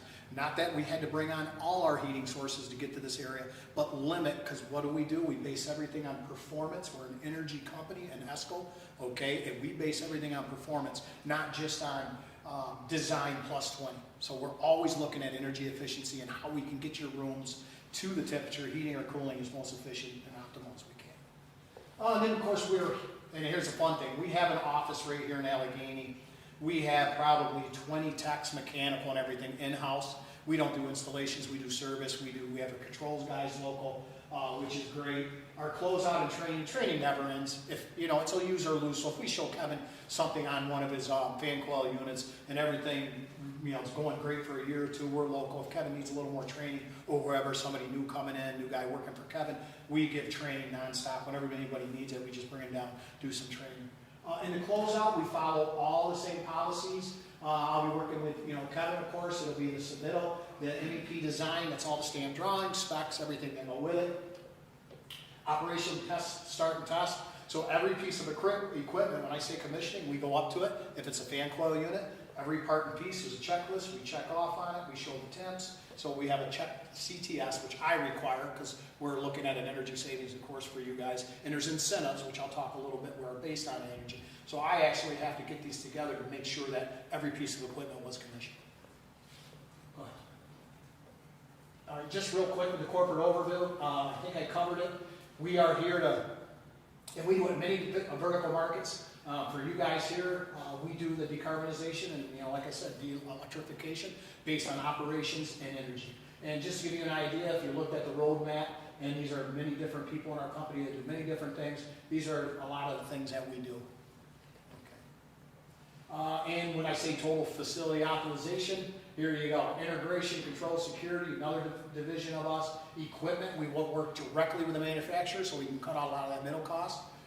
Same thing with the intelligence. Okay, build management software, a lot of things that you guys don't do that, other companies do. The MVP design, project management, I'll talk about that a little bit. And of course, we have all the renewables, all right? Renewables are big, we're doing solar, microgrids and all that fun stuff, battery energy storage. A lot of people may agree with it, a lot of people don't see the value, maybe in the north and down the south, but it is coming, so it's a lot of things that we do being, facility optimization company. Okay, here's the cost of the project. This is the HVAC upgrades, and I'm going to show you inclusion, what's in the cost. So everything I talked about in the HVAC upgrades, you see the cost for that. Everything to do with the windows. Now this is turnkey, this is demo, this is installation, this is commissioning, this is warranty. Here's the cost on these. Everybody good with this? I'll go down to inclusions that are in with this. Hold on 1 minute. Oh, did you guys get that? We good? So what's included in this? Okay, it's just not, our company coming in. When you do a project, and many of you know, you've probably been around as long as I have, you have a project management piece. We cover the project management. We report directly to Kevin, and who else Kevin says we've got to. We work with him on scheduling. We work him on progress. We work with him on progress billing. That's where we get everything working with the facility. And you're looking at the people, my project management, that's all part of this. So we are the same people that are standing here at the beginning and the end. Engineering and design, same way you guys have done it anyways, stamp drawings, everything that you need, all the legalities, code requirements, all the good stuff. MVP stamps, like I said, permitting and bonding is included in this. Okay, so every one of the subs that I have here will cover the permitting under the engineering, okay, and that's in on this cost. So there's nothing for the city of Olean that they have to do, except, we do the reviews that we'll do with Kevin and who else joins them, the mayor. The bonding is a requirement that we do to make sure, and it also works for the city of Olean. If we bond and something does go wrong, everybody's covered. So I know the city of Olean requires bonding, so we bond all our jobs, no matter what they are. Startup and commissioning, that means when we, like I told earlier, put the equipment in, we bring in all the startup techs, okay, and they'll go through it with Kevin and walk them through, do the training, do the startup CTS sheets. Closeout and training, which I covered. Rebate incentives and warranty. Now the rebate incentives, sometimes they're better than they're not. Right now we're looking at about 10,000 in incentives that would come back to you folks. The only thing is I don't want to say it's 10,000 because it could be a little bit more, it could be a little less. You guys know incentive programs move, nothing gets locked in. It's based on when the project gets approved. It's based on what you guys decide to go forward with the project. But there are incentives, so you guys will see something, and then of course a warranty program. And the fun part. I know you guys got to have some questions. I didn't do that good of a job.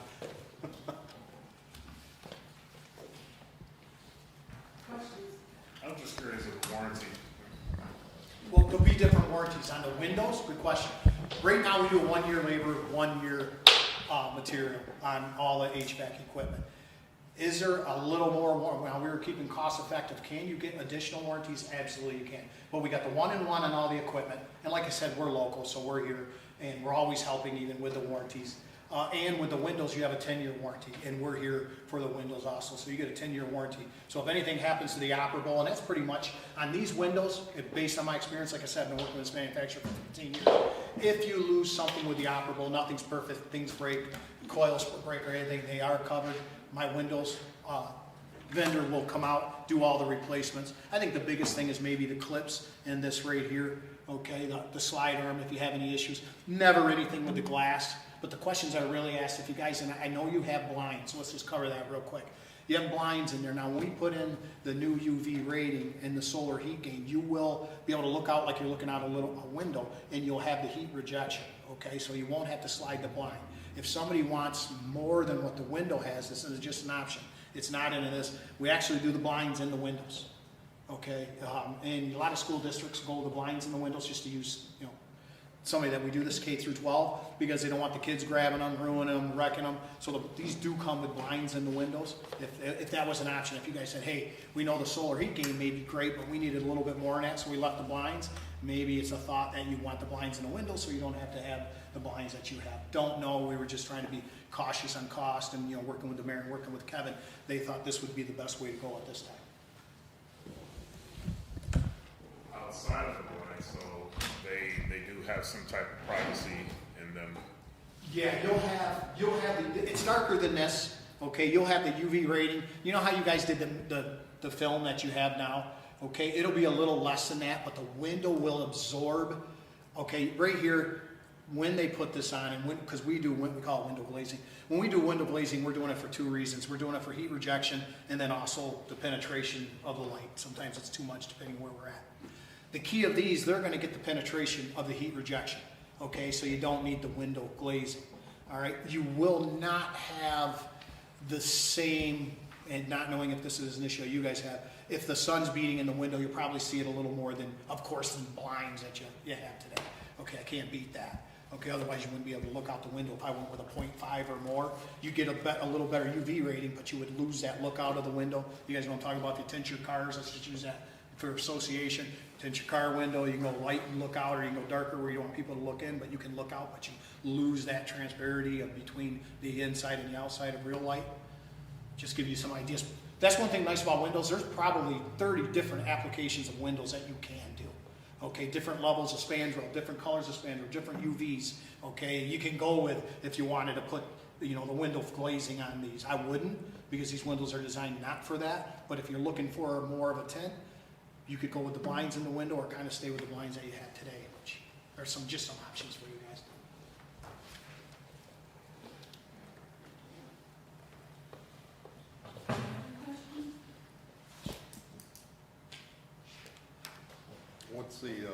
What's the time frame, start to completion on something? All right, I'm glad you asked that. Here's the fun part for us. Since we've already engineered it, because we have our in-house engineer at the 90%, the drawings aren't done, but the size of the equipment has already been designed. That's how we can get pricing on our equipment. We have the exact same tonnage that we need for the heating and cooling. So when you guys decide to pull the trigger, we immediately order the equipment. As everybody knows, okay, we all went through COVID, went through craziness. The time frames were really far apart. I mean, I waited 7 months for furniture for my living room when I got a new house. Today we're back down to the 8 to 10 to 12 weeks. Okay, for windows got a little bit more, and it wasn't even the windows, it was the glass. You probably got, and we're gonna hit the winter season anyhow for the windows, but come spring, the windows will be in. They're more of about a 16 week because of the glass, not because of the framing, but for the fan coil units, for the controls and everything, 8 to 10 weeks. So that's kind of, now the nice thing is there a lot of stuff that we can do behind the scenes, absolutely.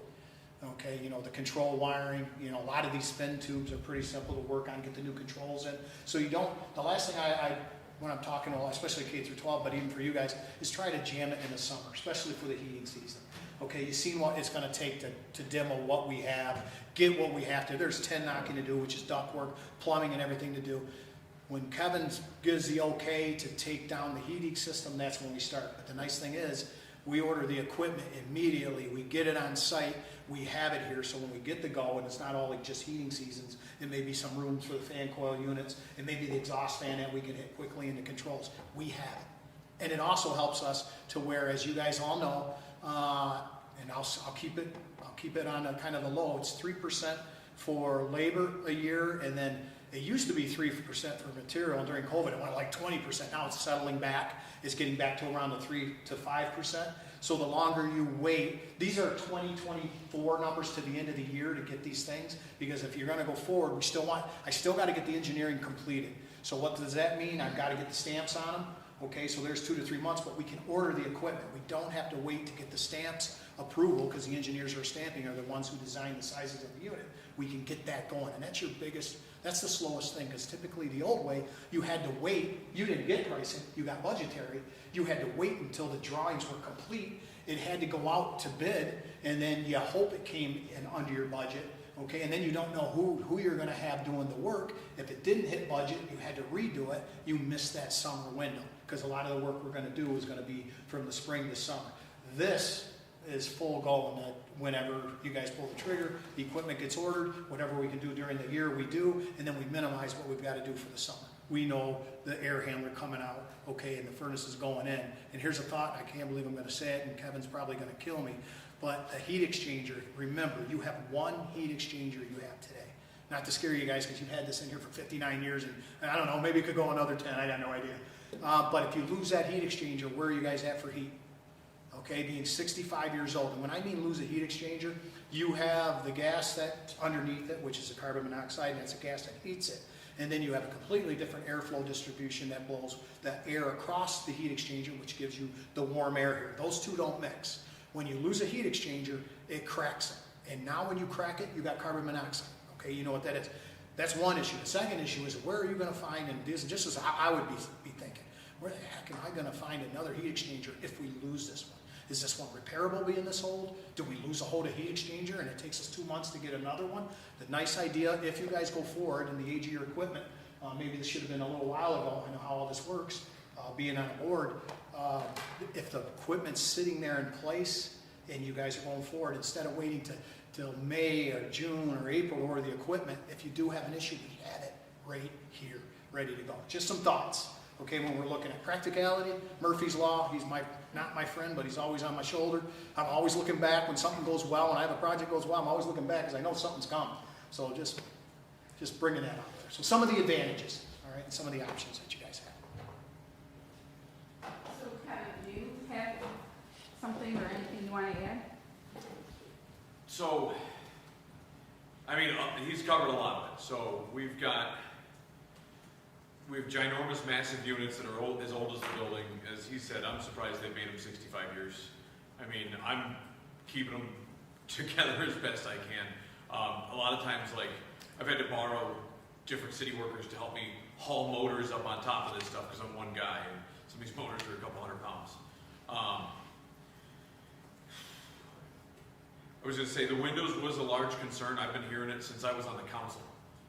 Complaints from city employees, constituents, things like that. So when they added the windows to it, I remember sitting here with Robert Thompson about a year ago, and you guys asked for an entire building envelope, like an idea of what can we look for. And I believe it was you, Alderman McCall, that said, hey, we don't want to put all this money in HVAC, and then we have to replace a roof, or we've got foundation issues. So we've kind of walked the entire building and made sure none of those things are going to be present for at least the next, hopefully, 15, 20 years. So we've got plenty of time to pay off a bond payment. I know that they did try to go for a lot of extra energy credits. We can get some by putting in heat pumps, things like that. But if you look at the price of those units, I believe they showed the mayor those in a presentation to him. They cut them out for this one, but I believe it had, what, other $1.5 million or something like that? Yeah, you got to remember, you think COVID and everything that we're doing today, that back in, let's say, 2017-18, the energy credits were as equal or outweighed. We did self-funded projects. What's that mean? If we look at life cycle equipment that we have here, we based it on 20 years, and the energy savings on the new equipment that we were putting in covered the cost. So everybody was covered. Because an air handler cost X in 2018, it's gone up 6-fold in cost. Okay, I won't even get into all the other unitary devices. It has just gotten crazy to where now the energy savings, which is still there, and if you guys look at your utility aid, and I'm not talking about what you auctioned off and you guys did procurement-wise, but I'm talking about transportation, maybe a peak demand, and your usage.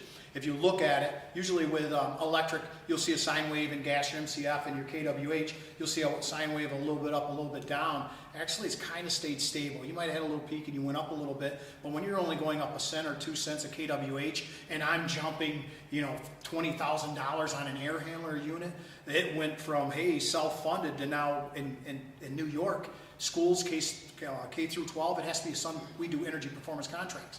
It has to be a self-funded project. Back in the teens, I did probably 20 self-funded projects. We're pretty good size, $1 million to $2 million.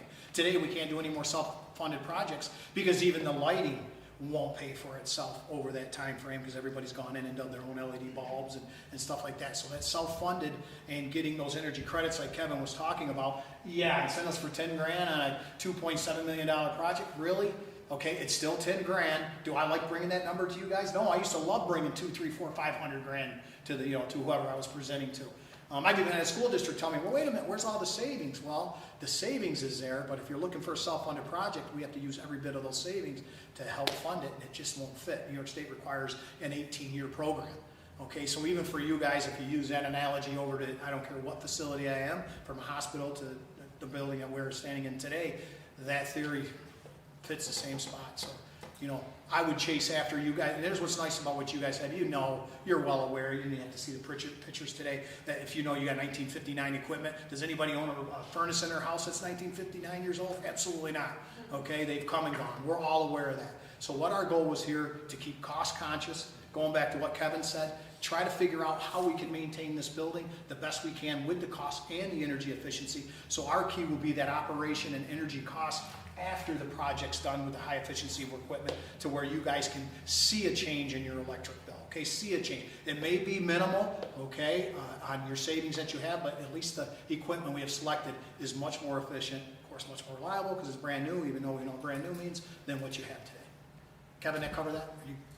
For the most part, and the only other thing that I can think of was, like, we're adding other areas to the building. So the southern side of the basement, like you mentioned earlier in your project, it's not just my little rinky-dinky office in there. It's the entire southern side of the city building's basement. You have Chris Schweri's office, you have a police, there's some police offices in there. You have your police training room, which is where you guys used to hold your committee meetings, things like that.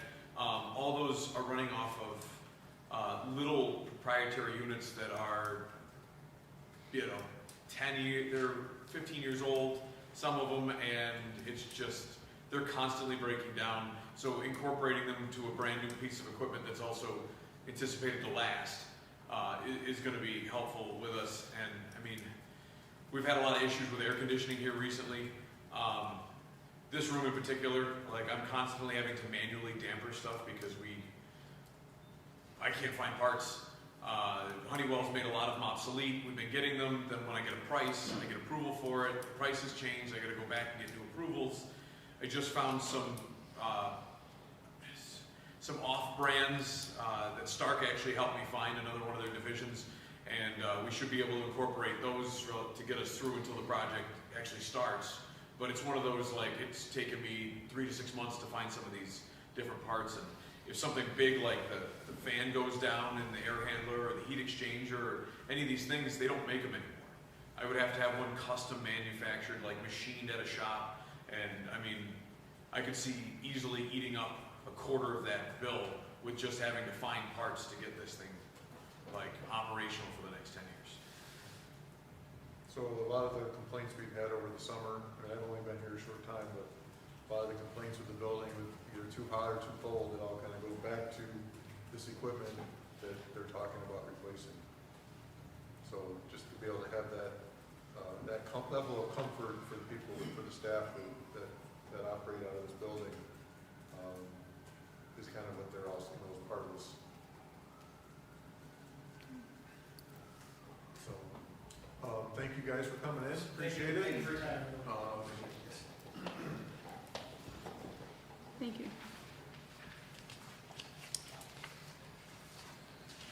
Anything else on this? We're good.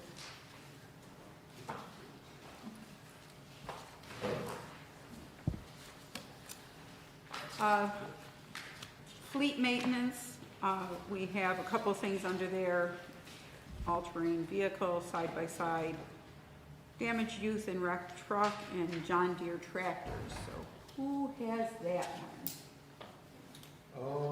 So the fleet committee has these 3 items, that they're proposing, that they're making the recommendation to be replaced. So I believe you guys have been getting the minutes from that. So the side-by-side is roughly a little over $12,000. And the truck is, I believe, is like 45 to 50. And they're not really tractors, but the wide area mowers. There's 2 wide area mowers, and the invoice on that is roughly $118,000 with the trade-in.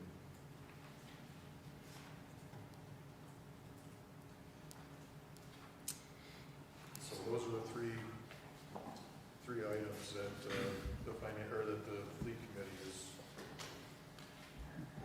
So the side-by-side, Ben, that doesn't exist currently, correct? That's a 2002 unit that. they Oh, can't so get- there is one now. Yes. The side-by-side is a 2000, it's the same thing, that they're looking to replace it with. It's a 2002 unit. It, broke. They haven't been able to get parts for it. What do we use that for? They use that for a lot of the, herbicide application, a lot of the management of the parks. So it gets used quite a bit. How long has the current one been broke? 3 months.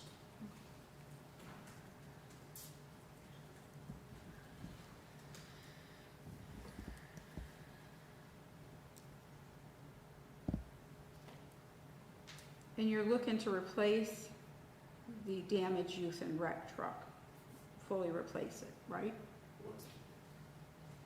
So that's the vehicle that was stolen. So, and they're proposing to, replace it with a new vehicle. Does insurance cover any of that? I believe the city got a $20,000 check for insurance. How much was it, Lance? But it was 23,000. 23? It was total. It was total? What year was this truck? I think it was 2015. 2015. That brings it up around, but I remember, I think it's in 2015. Very So- low mileage though, like 30,000 miles from what I remember. So the truck would still be, is 45 to 50,000 on top of the 23? Or is that subtracted? No, the truck is 45 to 50 for a new truck. Okay. And this is So- 23 that Go ahead. insurance paid for it, or insurance reimbursed, I should say. Reimbursed, but was there money owed on it that that 23,000 went into, So or? the money's sitting in the capital budget right now, capital budget 102. Okay.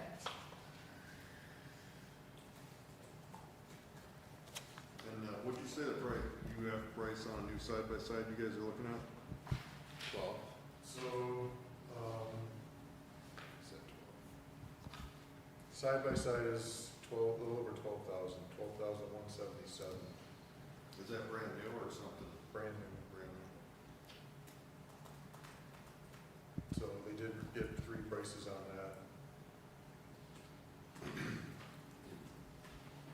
I mean, my thought on it might save $5,000-6,000, I don't know, but, you can get some good quality. I mean, obviously you have a used side-by-side, I don't know what brand it is or whatnot, but I'm thinking with the amount of use it gets, it probably doesn't get a ton of mileage or hours on it.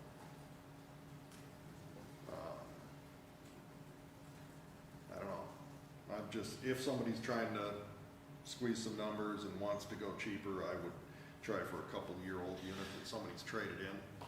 The market's flooded with utilities that people have had, and they're fairly new and low mileage, and everybody's into the new, fast, bigger machines, and so there's a pretty good price out there for lightly used vehicles.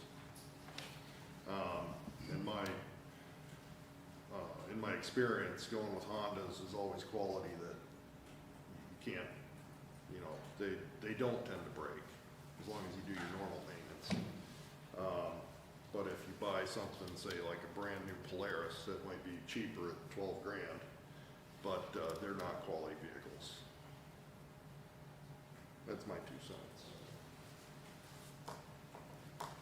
Ben, what was that total on the wide area mowers? The wide area mowers was just shy of 118,000. With trade. That was after trade? 118 was post-trade, correct? What's that? The 118 number was after the trade. Correct.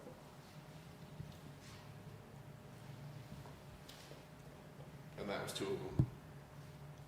Yes. So I do have a question, because we've asked a few times just to get kind kind of a review of, and we do get fleet management minutes, but, you know, we've asked to see whether or not there is opportunity for a crossover between vehicles or shared vehicles versus just going out and purchasing new ones. We've kind of looked at, not just with fleet minutes, but to kind of get a whole record of all of the vehicles and where they're allocated. Go ahead. I think, Pat, didn't I just read in the fleet minutes that you now have a list of all the Yes. equipment lists? Yes. Didn't I just read that? That was in this most recent one, if I remember. So can we get that, because that's something I think we've asked for the last couple of years, just because we're trying to say, one of the things we want to do is to be proactive as best we can. Clearly, when somebody steals a truck and wrecks it, that nothing we can do about that. But also looking to see where do we truly need all the vehicles that we have? Is there something that we can do to share between departments? And as we're looking at budgetary constraints and that, looking at this, and I can't remember what exactly that vehicle was that we're looking to replace from Youth and Rec, but it looks like that gives us a net cost of somewhere between $22,000 and $27,000, correct? If we take the $23,000 from insurance, and you're talking about a vehicle that's 45 to 50. Okay. And please just remind me, what is the specs? What is that truck? That's a F-250. Oh, thank you. And the current mowers we have, we're looking to replace them because, So those are 2014, so they're 10 years old. They're due for like a rebuild. They've been nothing but headaches all summer. So, so they are available as well. So,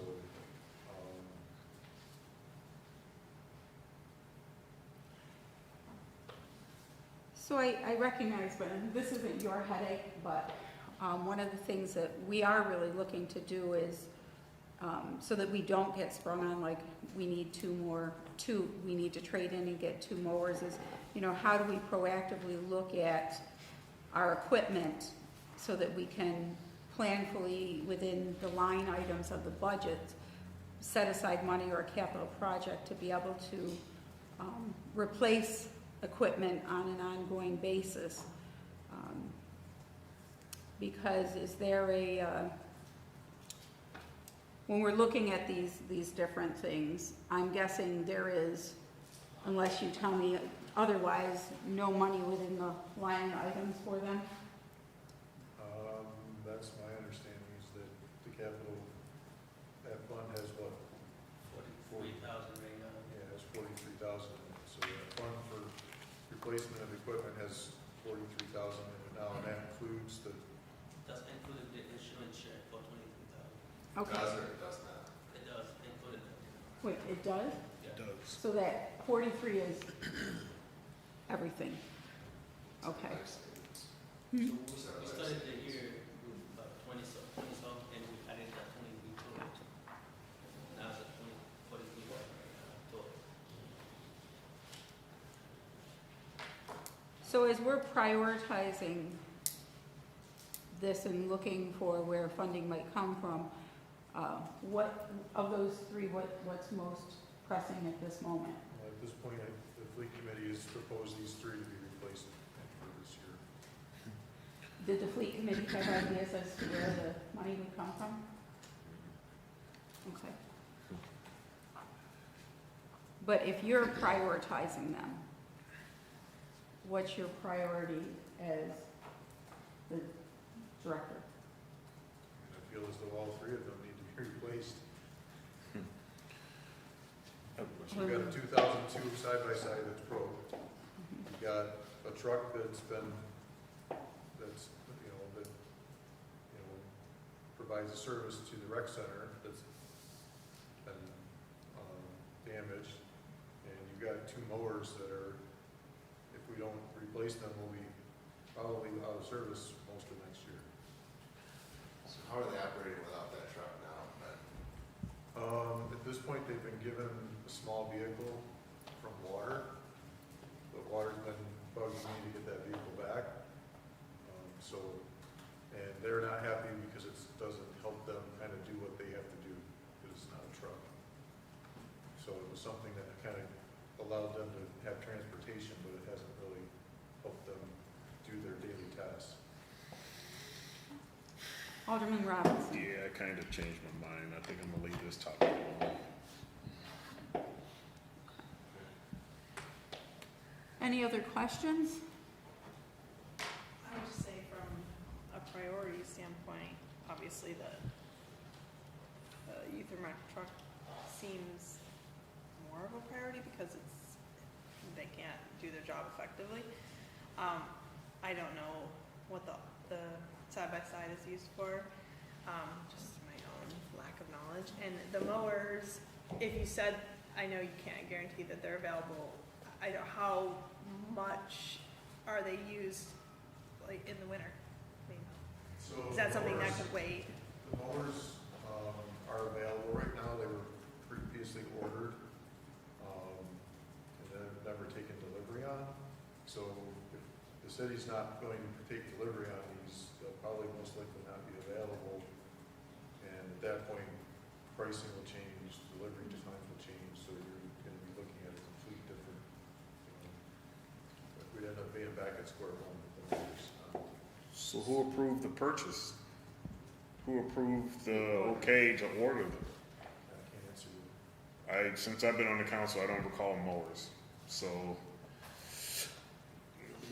And then I'm gonna have to recant what I was gonna say. These mowers, again, it was already stated that they're seasonal anyway. And from what I've seen throughout the city, every time we see mowers out, it's a contractor, or at least whenever we look at the bills, there's a contractor, so I don't know what we're mowing.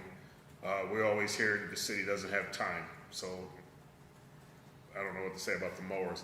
As far as the damaged truck, I think it's a good idea that we're using the truck from another department. If that department doesn't have that vehicle and they're complaining, then it's called tightening the buckle a little bit. We have a situation where we just got presented a $2.7 million project and they're concerned about a truck. Share the truck and figure it out. I think DPW or the youth and rec should be able to keep the truck that they have and just move from there. And then when it comes to the ATV, we do have trucks. Why can't we use the trucks? If the ATV isn't working or performing up to standard, so it was broke, it's been broke for the past 3 months. I mean, there are other options out there. There are other things. We don't have to get the Cadillac. If it is something that isn't, like you said, a Polaris, if it's a Honda or whatever, I mean, we can find other means, but we have trucks galore in the city. We can't find a way of moving whatever we're moving with the ATV from point A to point B. Then again, I think we're not working efficiently. So that's all I have to say on those 3 items. I think we need to move on. Alderman Benyon. Just a question, I'm not gonna follow up with anything. Ben, are these John Deere's replacing the Steiners?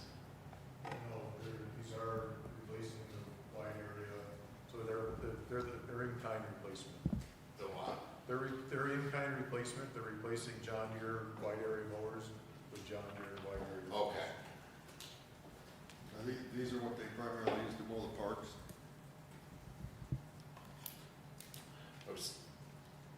Wasn't there something said a while ago, do you not have Steiners or do you have the other brand, was it Versa Trailers? There is, I guess, well, I don't know. They have 2 other mowers, I don't know what.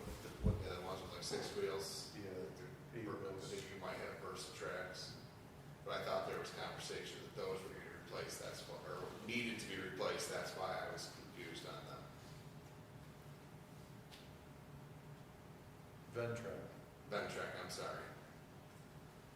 So yes, there are 2 Ventrac mowers as well. The one's a 2011 and the other one's a Those are the two that I thought Those the are also conversation was about replacing. those again are very old mowers as well. So Dennis, these were for the parks, because I didn't hear a response. They're for the parks. Okay. Yeah, for mowing the parks. So we have, and this is where I don't know the difference, so you'll have to help me here. So are those other two also the wide mowers, so we have 4? Is that wide mowers? We have 2 bent track mowers. Ben, can you ever see in the park where they have the big chute and they're blowing the leaves? Mm-hmm. That's the vent track. Okay, The green one with the cap and the side flail mowers that are up, they drive down the street, those are the wide area mowers. Does that Yep. answer you? yep, got it.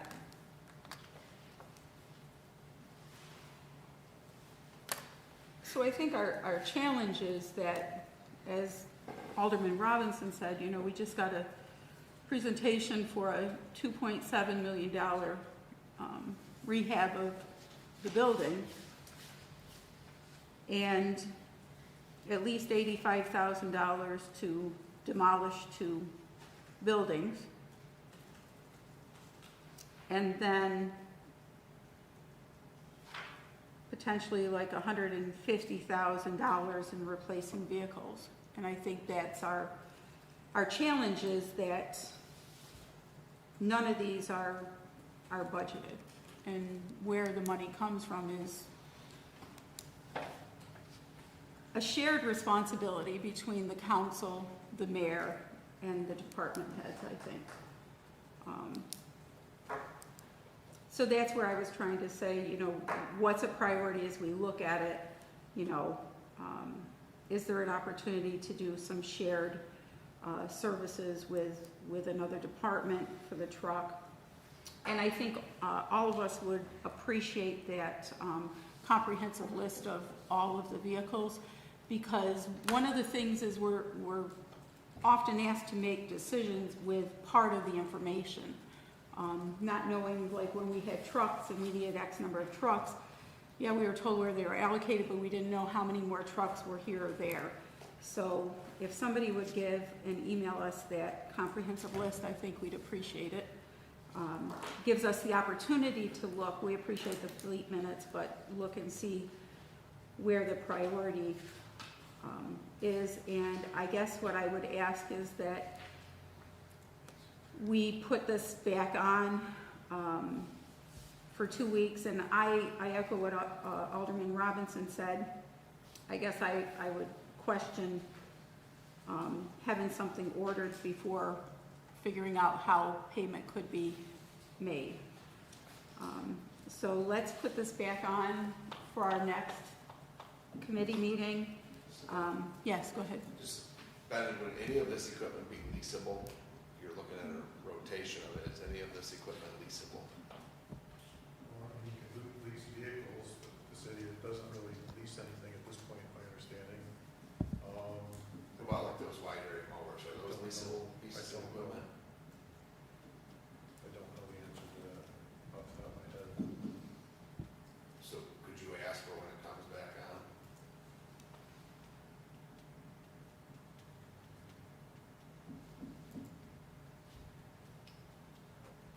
Because we have tried before to look and do a cost analysis as to where the city would benefit more when we were talking about different vehicles and leasing versus owning. So I think that's a fair question. So we'll put this back on. That'll give us time to get the comprehensive list of all vehicles in the city, broken down by department, I'm guessing age and all those good things. And then we'll revisit it at our next finance meeting. Okay. Committee reports, none. I make a motion that we adjourn. Second. Second by Alderwoman Forney. All in favor? Aye. Opposed? Okay.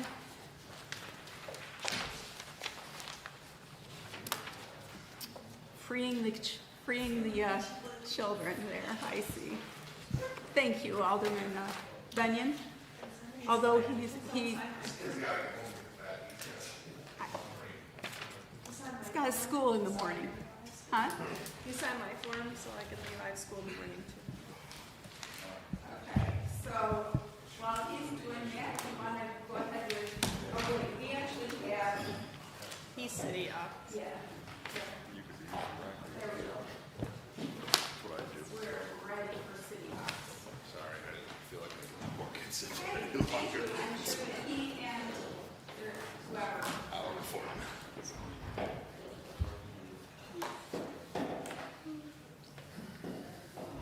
Zika.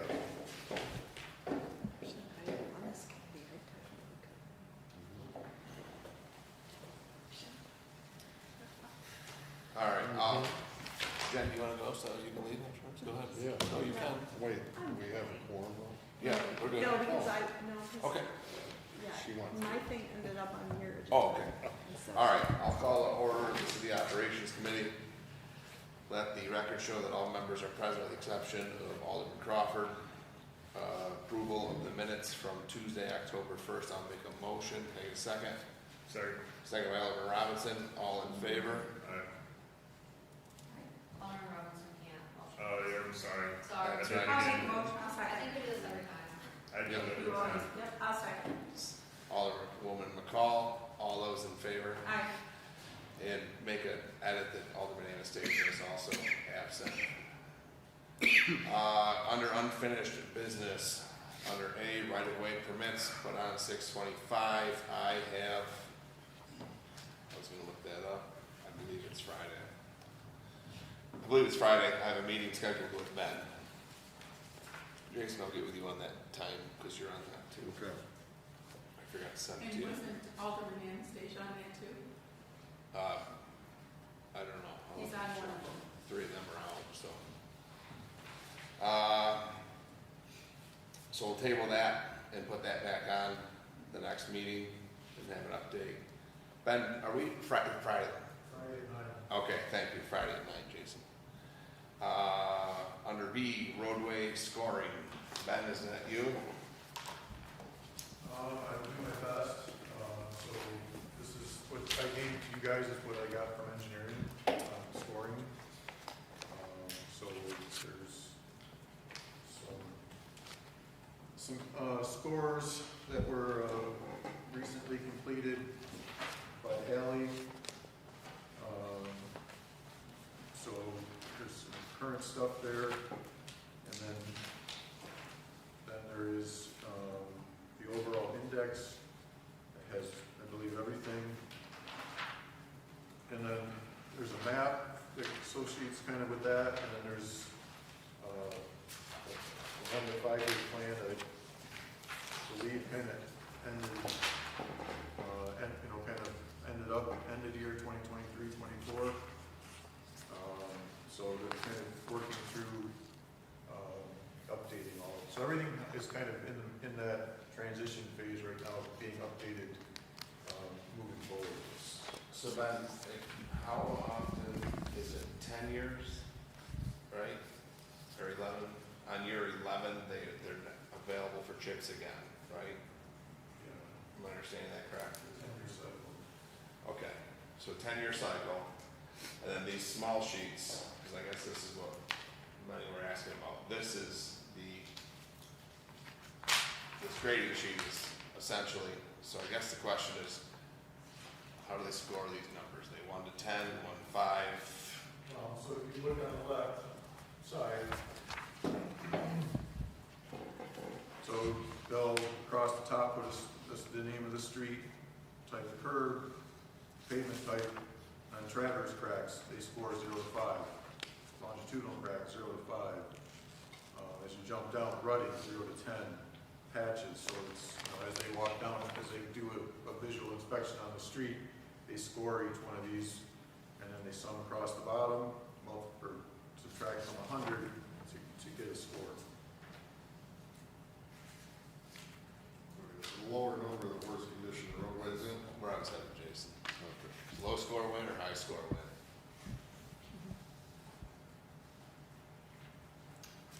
So that was some good with these. So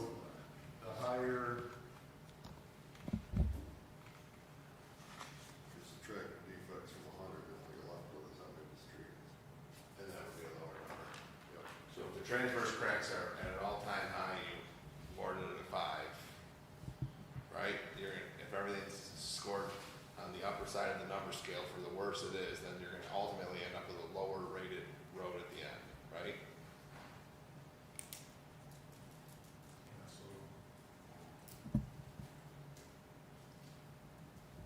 So for instance, 8th Buffalo to Wayne scored out at a 38, and North 6 scored at a 69. So North 8th Buffalo to Wayne would be in worse shape.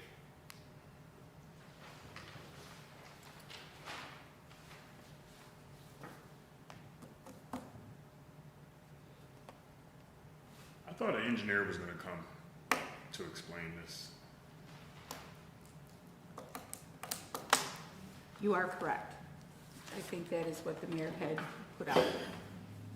I mean, instead of putting the spotlight on Ben to have to explain it, I mean, I think,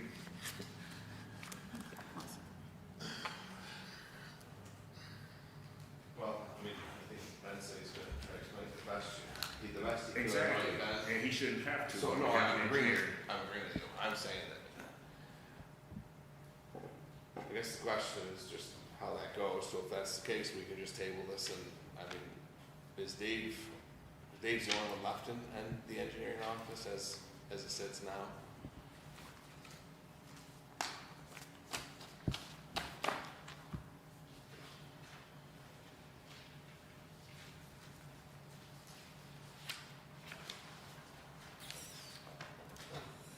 Yeah, I mean, I will say, it looks like engineering needs some help because these rankings are out of date, but it's a pretty good, seems like a pretty good ranking system if it's able to be worked properly.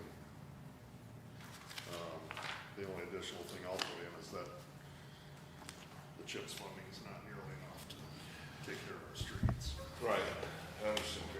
Alderman Robinson, I guess when I asked about this, it was, I didn't, again, it's not on you, Ben, I'm not, didn't ask for a bunch of colored printouts that I don't know what the hell any of this means. I just wanted a layman's term explanation of how it worked. Yes. Like, that's all I was looking for.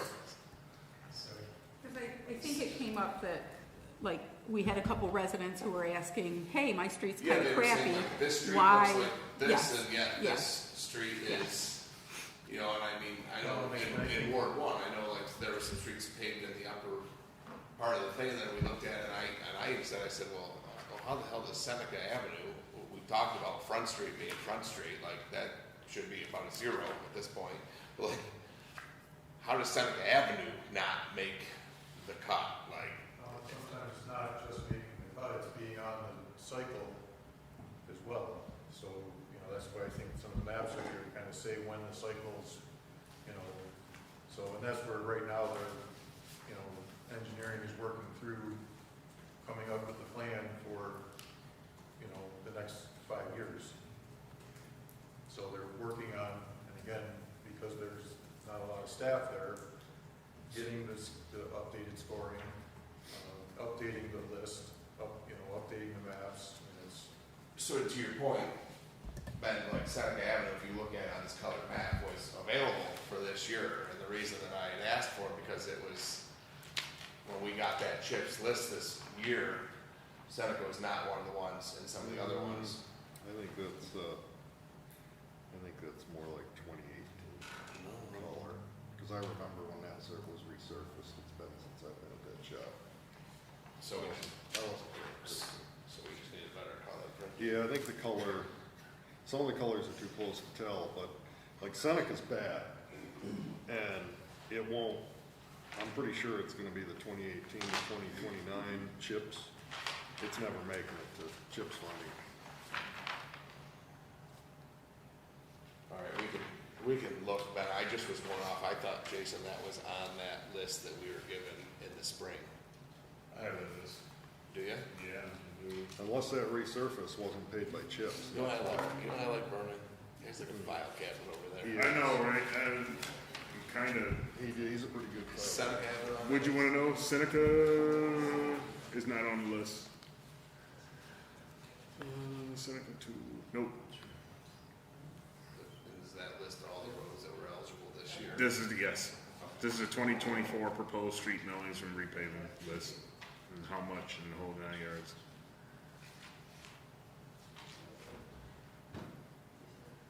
Yeah, I mean, it hasn't been rated since April of 2020, which I don't think it was researched, Okay. it's probably still in pretty good shape.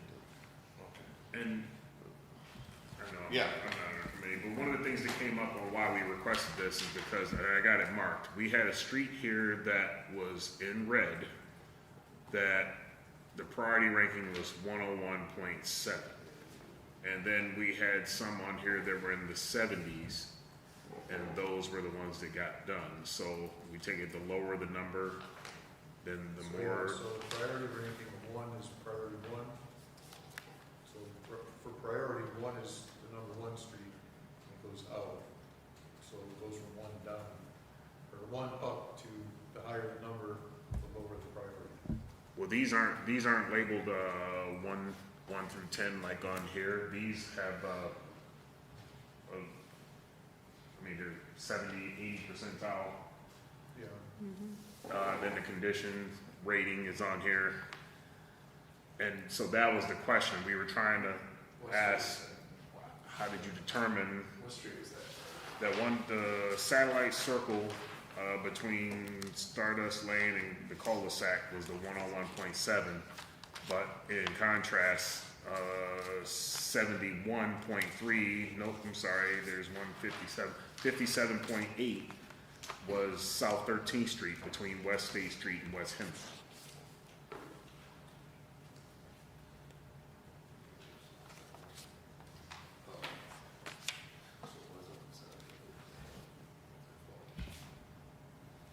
It was what he was talking about. Could be such. All right, so Ben, can you check with, or whoever to see if there's time then that he can just come and give a lay explanation if you're, Do you have any other specific questions on this? Maybe try to get addressed? Yes, as a matter of fact. When you do a taproot analysis, you have a book that you get where you use that as a reference point to let you know what metrics you're gonna go by, right? So when they come up with these numbers, these numbers 0 to 10, when as they're walking down the street and they're gauging each one, do they have some type of reference book that they go by that says, okay, minor cracking is 1 to 3, major cracking is 7 to 9, you know what I mean? Do they have some type of reference book to gauge this, or are they going by, is this opinion based, basically? Knowing Dave, it's probably opinion based. but I guess that's the question, I guess, that constituents ask us, because then they say like, I'm just gonna throw a number, but 10 transverse cracks on, in this neighborhood is, whoa, can't have that. 10 transverse cracks in this neighborhood, you're like, that's fine. So the constituents wonder like why like I would say that the appearance, that's why maybe they. score something different than you score something. I think that would happen even in a lot of different facets, whether it's scoring a street or scoring an RFP, how I score things and how you score things may differ based on that. That's true, but I guess we're trying to make sure that what happens is that the avenues that, in my opinion, I don't think I've ever seen in a more affluent area of the city, will a roadway look like they do in the numbered avenues off from Front Street than they would possibly in that affluent neighborhood. We would never let them get to that condition. So it is opinion based on the fact that some we're okay letting go longer and look like crap because it's here when we're gonna do this over here because we can't have the road look like that. So the question is then, is how is it done so that way each road is treated the same based upon that scoring system?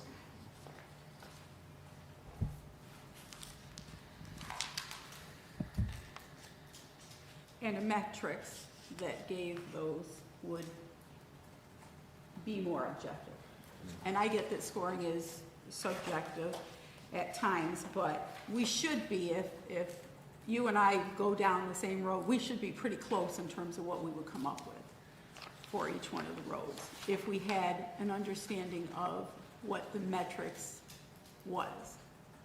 Yeah, that's what I'm saying, is if we're grading the road based on the grade upon the road, as opposed to grading the road based upon the neighborhood that the road exists in, that's what I'm stating.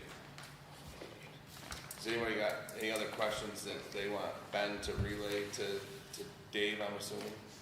I mean, the one that I keep coming up with, that I'd like to drive home at some point is, do we spend any money paving streets other than CHIPS funding? Or do we only spend that to pave our streets? I mean, there's a lot of patchwork. But no surfacing like we do in the summer, unless it's CHIPS funding. Yeah, just the CHIPS funding is covering the, And I mean, I want you to all understand where I'm at, is I think that's why we're in the place we're in, because we don't allocate any more money than that. You know, and what happened, Ben, I guess then we can come back as long as we're on that topic, is a few years ago, wasn't the city crews working to try to do some of the labor to try to make it so that CHIPS funding could go further? so our crew to put up all the signage ahead of time, move all the signage so that they are involved in that process to help offset some of the costs. So the contractor who's coming in is doing the work as opposed to all the, I thought a couple years ago, I remember the crews were actually involved in the milling process, the hauling process, the paving process. I thought they were more involved in not just signage, moving signs, like they were involved in the whole process. Or getting equipment from the county. I think that was before There was Ben. It was before, There were Bill. other towns, like there were Allegheny trucks involved, It was- they were sharing all It kinds of was shit. maybe even before Robert Thompson, it might have been. I think Robert was here, it might even been something he was doing. So it was either Bob Ring Robert Bob. era, okay, that's where I was looking at, but I remember them being part of the actual process, not just signage, so And is I that know- something we look at again to see, so that way the CHIPS funding can go further? Let's see here. Down in, so trying to down look in at staffing some of that. like South Second, down in that area, when they were paving that, well, that looks like it couldn't have been this year, or, yeah, 22. So that's when they did Second Street, I remember there being Allegheny trucks, Yeah, Olean I trucks. always they were remember doing like all the Third, that. Fourth Street area in that vicinity, so when Yeah. that stuff happened, that's the number of years ago I was talking. Yeah. It was definitely Bob Ring or Robert Thompson, it wasn't Yeah. this year, so. But I do remember our guys, it seemed like we had a paver and everything going on. I think that pairing the two is, if we become part of the process and spend the CHIPS money further, or then allocating money, we can obviously get roads better, faster. Anything else for questions for Ben to relay? All right, so we're just gonna put this, leave it there as a sitting ornament, Tiffany, and then Ben or Bill can get back to see when Dave can come in for that answer on those questions. So new to this committee is this, it's not unfinished business here. It was on I think, Public Safety Committee. Vernon, is that correct? Yes. The Irving Street streetlights. So that happened back in January of this year. I believe that Alderwoman Forney is looking for an update on this, correct? Yeah, so our original discussion was in January. We discussed it again, I think in February. Our PL was proposed on March 12th and approved. And it was for pole number 10 on Irving Street, pole number 13 on Irving Street, pole number 15 on Green, and number 11 on South Third. And that was installing streetlights on those 4 poles, correct? Yes. So I didn't know if there was an update. I know the purpose and the urgency of it is very dark down there, and the residents that are down there also, but with increased lighting, hopefully would reduce some activity that goes on, and I think some of the residents that have concerns also, you know, this is where this initiated from as well, just to get some extra lighting down in those areas, because it is really dark. And so I just because people were asking, and it's been a very long time since March 12th, so wanted to be able to provide an update of when that might happen, or if it's on the schedule, or Okay, I will have to look into this, and involved in that conversation, so. So that, Follow up with that. say, I think that predates Ben, so he may not know. Yeah. I mean, I can give an update on that whole situation. Sure. The same time that Ben came in, there was a big shift in the DPW office. The DPW office supervisor retired, so we had a new person in that position, and then we ended up having a staff member in the office all at the same time. Of course, when there's a retirement of someone that's been here for almost 40 years, some things fall through the cracks, and one of those things was checking the agendas. Some prior DPW directors would give the approved resolutions to the supervisor to do the work orders, but some didn't. So that's something with the multiple changes in directors kind of fell through the cracks. There's been a couple of other things that different aldermen have been like, hey, what's going on with this? Mostly signage. He's not here to speak to that. And when we see that it's something that's been missed, we sent the notice to DPW to do the work order. The office supervisor was off last week, and she's in today, so she made sure that the work order went out today for that. okay, perfect. Okay. Thank you. Okay. Item D was the update on the North Union Street lighting, the ongoing unlit strands. What? You had gotten an email? That's where I was going. So Bill sent an email that he'd like to be here to discuss that. So Tiffany, can you lead this on to the next committee meeting? We're hoping for Christmas. No other old business. Under new referrals, there is the paid parking discussion. So, as you know, there was a parking committee.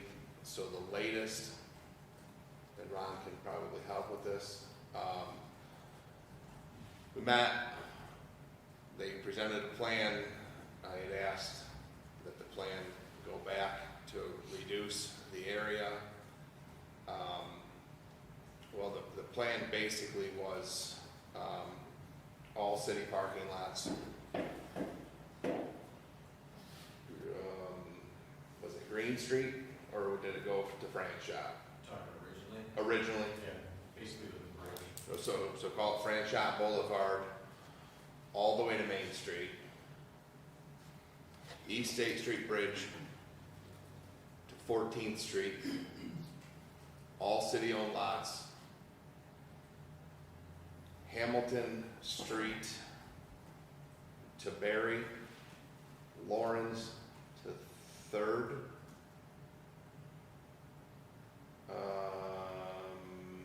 Main Street down a little ways to like Higgins Ave area.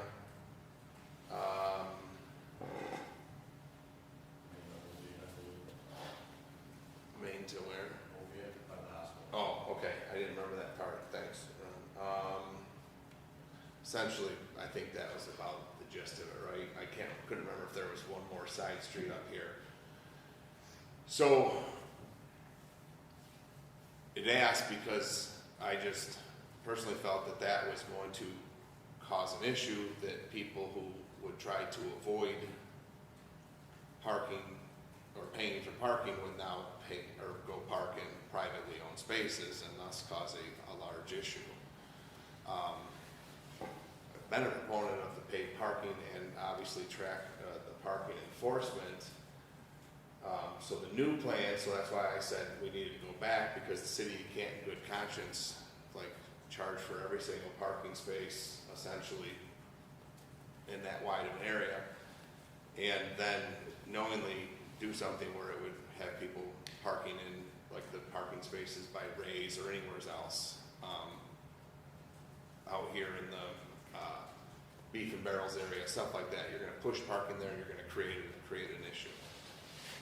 So Bill did come back with a revised plan, all city parking lots, North Union Street from State to Coleman,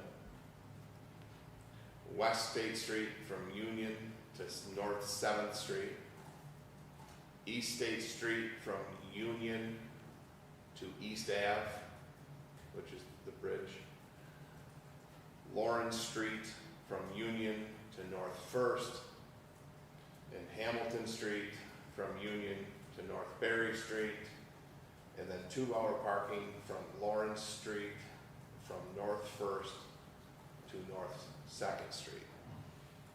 The only addition to that would be from State Street to Henley Street. That's not on there. State to Henley? Okay, sorry, that's right. From State to Henley.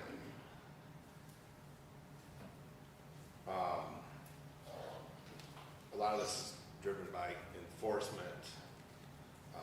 I still will maintain the stance that I believe that the paid parking should be what I think they call a defined city center. It's my own personal opinion. It should be Union down to like Maine. Maybe you could go to South, but it's kind of what I call city center, all the paid lots. And hiring of an enforcement officer, there's been talks about a full-time officer. My personal opinion is you have a higher rate of enforcement. You're not trying to make the nut on collecting $1.25 for parking as you are on the enforcement side. It racks up faster. But that person could also then go enforce things throughout the city proactively, like things we talk about, parking the wrong way. I think Alderman Robinson mentioned parking in handicapped spaces regularly for handicapped people, parking across sidewalks, things like that. That's my personal opinion. So this is going to obviously be some more discussion. Ron, do you have anything? Ron was on the committee, so. So when Ryan worked with us and did the parking, that's what I would have him do if it was raining out, if it was really cold out, take a car, go around, do handicap parking, you know, any parking violation that we find around the city. So, we would continue to do that. And that's where I had said in the city center, because if you have this wide expansive where they're concentrating on just that, then all that other stuff doesn't have time to get to. I guess the only question I'd have, Ron, you can answer it, is with the 2-hour parking, now you would be using, and it was using QR parking only signage. There was a cost of the signs, and then there's transaction stuff that we can get to. So I believe the signs were free. They provided the signs, and then it's a per transaction cost and a 40 cents per transaction, 20 cent credit card fee, 3% of the total transaction. I believe those are all. And that's all typically, that's added on, like when you pay for parking, Buffalo Park Mobile or one of them, that's who it's basically through, is Park Mobile.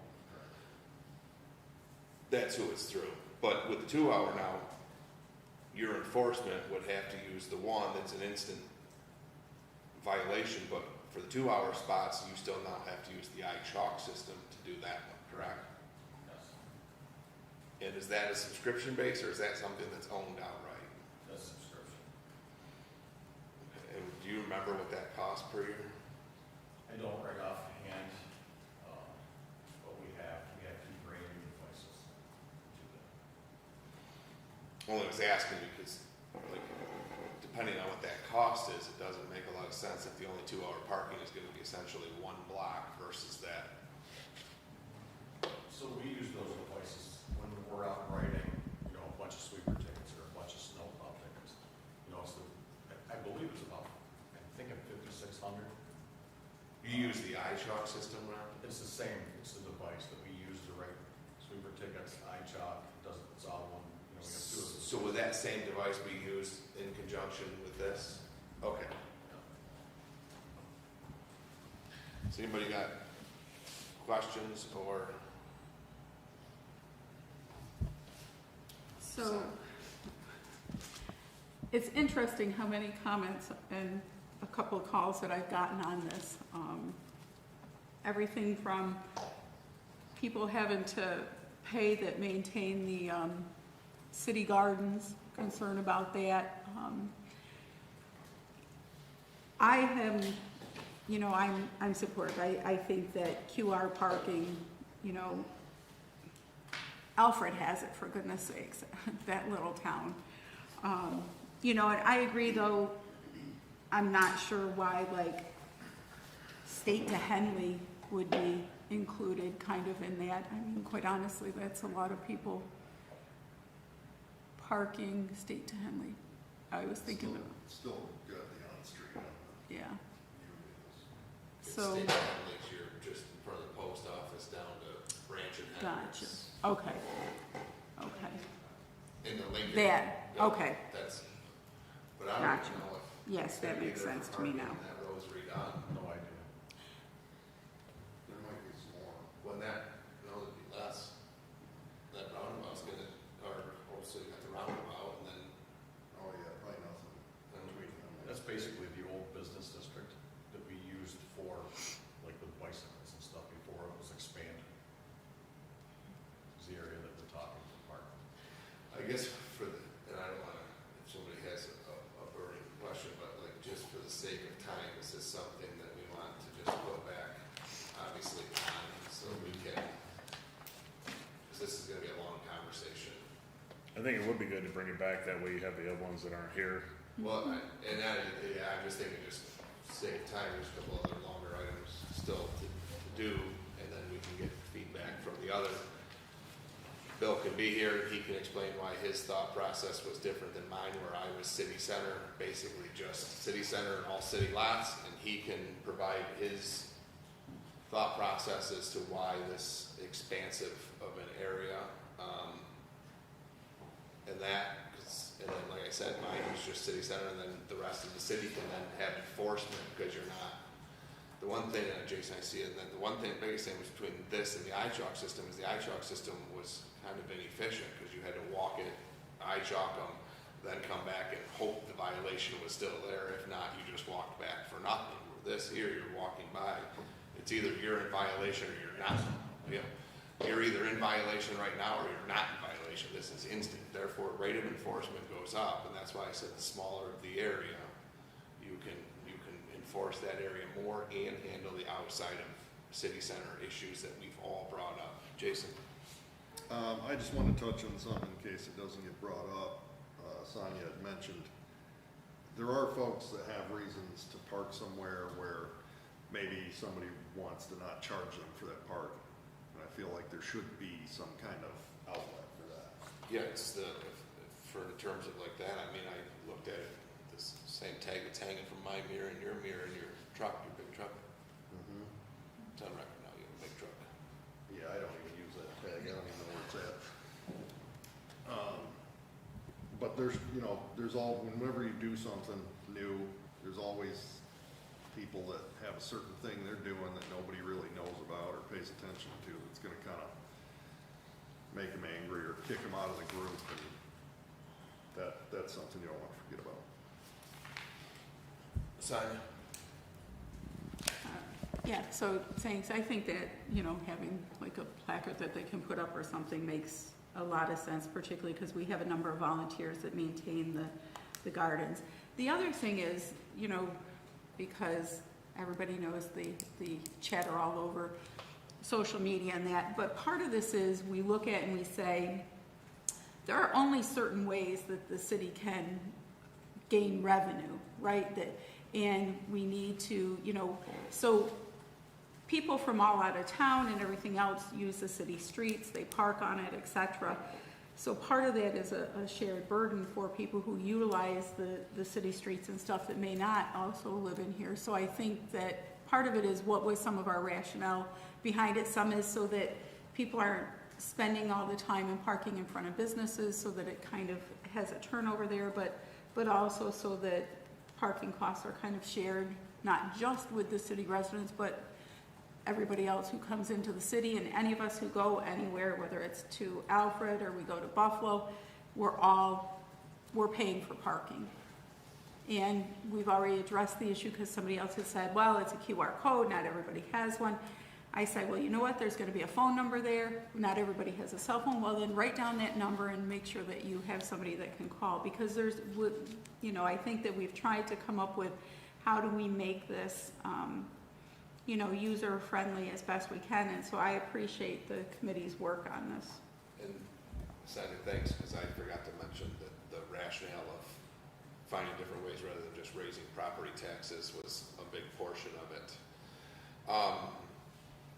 So yeah, so I think, and Ben, my apologies, Ben was also on the committee. Ben, do you have anything? Not really. Okay. And for me, it's been a lot of just learning. When I kind of came in for the tail end of this. I totally forgot that you were there because you, so I think we're gonna leave it, because like I said, because there's more pieces to this too, like Bill had mentioned hiring a full-time officer where it's currently a part-time officer. There was different ways to do this stuff, so a lot of that hell has to come as part of this plan, not just throw this out there and then say, you know, like, whoa, what do we do now? Like, now we gotta do this. Like, I would rather have a well thought out plan. That's why I opted to go back rather than just chucking things at the wall and see what sticks. Is part of that also because lining, right? We would have to go through and line the city with parking spaces and reline our parking lots, because they're kind of a mess. So I'm guessing that's all part of the plan too, to make sure that there's a plan for that. Well, that wasn't thought of with the lot, but I know there were some lots needing repaired that we talked about on the capital projects, right? During budget season, there were some of them talked about, and most of your streets that are captured here now are already, I think, lined parking wise. So, but yes, we can bring that up when we have that too. Anybody else got anything else on this tonight, or is it good just to sit on? Okay. Tiffany, can we leave this on for 2 weeks, please, and thank you? Okay, there are no committee reports. I will make a motion for adjournment. All those in favor? Oh, second by Candace. All those in favor? Aye. Carried.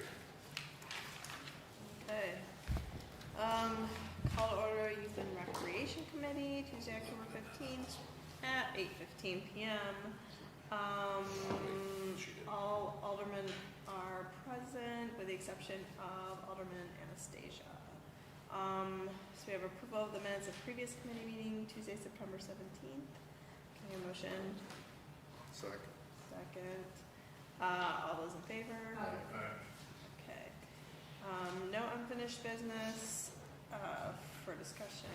And then new referrals for consideration. We had e-bikes and scooters on shared use path.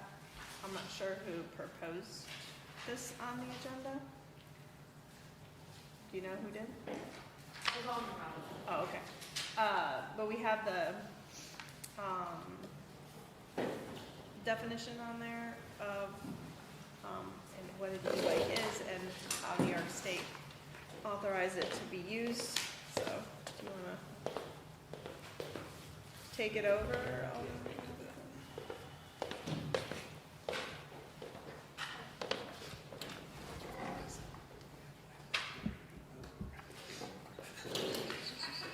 Or do you have something to discuss? I don't know if you put this on. I thought it was She on. said you did. I did? I thought it was Yes, on safety you before. asked at the last committee meeting to talk about e-bikes and scooters and being allowed to ride them on the shared use paths, and you asked that it be put on the. Well, this is gonna be a longer conversation than what I'm willing to stay.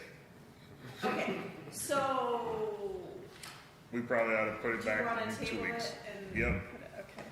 Most definitely. I, I was wondering if I was the one, because I had a lot to say on this, but, yeah, I mean, all right, for the sake of the fact that the chief has been sitting here this whole entire time, and he's probably thinking, are you kidding me? But, Someone's So- getting the parking. yeah. That's what he went on to do. So basically, the reason why this was brought up is because we're putting all of these roads in, or all of these sidewalks in, walkable this, walkable that.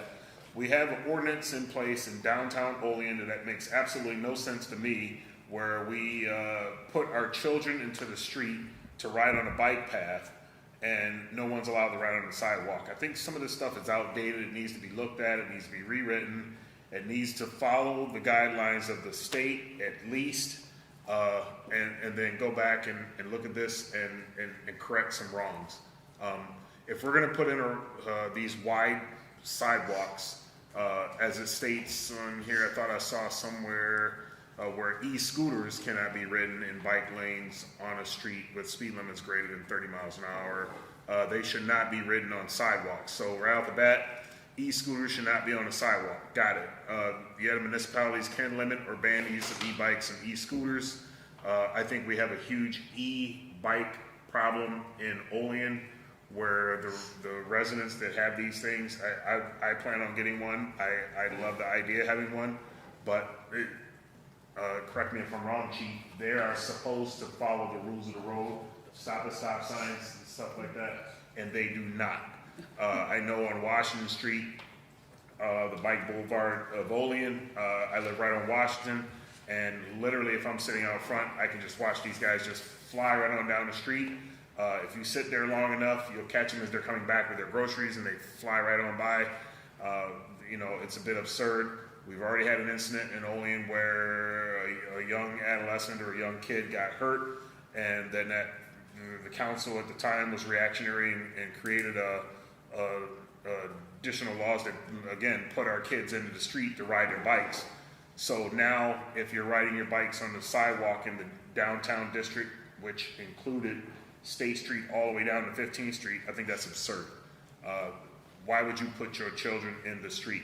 So if these are shared youth paths, we have to find a way of balancing kids and their families riding on the sidewalk, especially if these sidewalks are wider, but at the same time putting things in place to limit the e-bikes and the e-scooters. I personally have a scooter. There are certain spots where I will ride on the sidewalk, but not in the street. I don't have a problem with zooming down with traffic because I can go 20 miles an hour. But at the same time, like I said, there's just certain areas where as soon as you get into the street, people get upset and they're like, get on the sidewalk, you don't belong in the street. So there's a little bit of education that needs to go out. There's a little bit of the council needing to look at the ordinance and correct it. There's a little bit of everything going on. And my apologies, Chief, that we took this long to get to this and you've been sitting and waiting. But I'd love to hear your opinion on anything that I've touched on so far. So this is right out of New York State DMV website. You know, one thing that jumped out was they should not be ridden on sidewalks. You guys can make a local ordinance and allow it if you want to. You could actually exclude it from the city if you wanted to, as long as it was signed properly. It says shared use paths, also known as multiple paths, are designed to accommodate non-motorized users such as bicyclists, pedestrians, skaters, wheelchair users, and joggers. So for me, if you're gonna have joggers and wheelchairs, and I don't think the e-bike should be on the sidewalks no matter how wide they are. They can be used in the bike lane. With that being said, really if you're under 16, you're not supposed to use an e-bike or an e-scooter. You can use, I believe, an electron or an assist where you pedal and it only goes so fast. There's a definition on the second page I gave you guys. But just a regular e-scooter, e-bike that's propelled, I don't believe totally by pedaling is, you have to be 16 or older to drive it. And as far as the bicycles, I think a little bit, when we redid the signs in the business district, and you guys made the business district a little longer on both ends, I believe that was because a couple people almost got hit, like maybe down in front of Tito's, I remember. So there was kind of a reason for that, but I also see, I wouldn't want my kid uptown riding in the road because they can't ride on the sidewalk. So it's a little bit of a give and take. I mean, you can always have the option of walking the bike. A little bit of common sense, I think, is what people really have to use. Yeah, So, a lot of but common really, sense. it falls onto whatever you guys decide that you want to do, because you have the authority to pretty much say, yes, you can, right on the sidewalk, or no. Well, like I said, I'd like to come back to this, and you know, I think the council should look into this, read some of what's already statewide law, and start thinking to yourself. You don't have to send any emails or anything like that. Just start thinking to yourself: do we want to do something like this, or do we want to continue with this? I'll say ordinance. Personally, I think you should be able to ride your bike in the street. I think we should not be pushing residents out into the street, even though it's a bike lane in place. I also believe that if you choose to ride in the bike lane, that's perfectly your preference. But if I had a young child, I would want to keep my child on the sidewalk. As the chief mentioned, I think there's a bit of give and take and a little bit of common sense that goes in with this. I think the helmet law is perfect.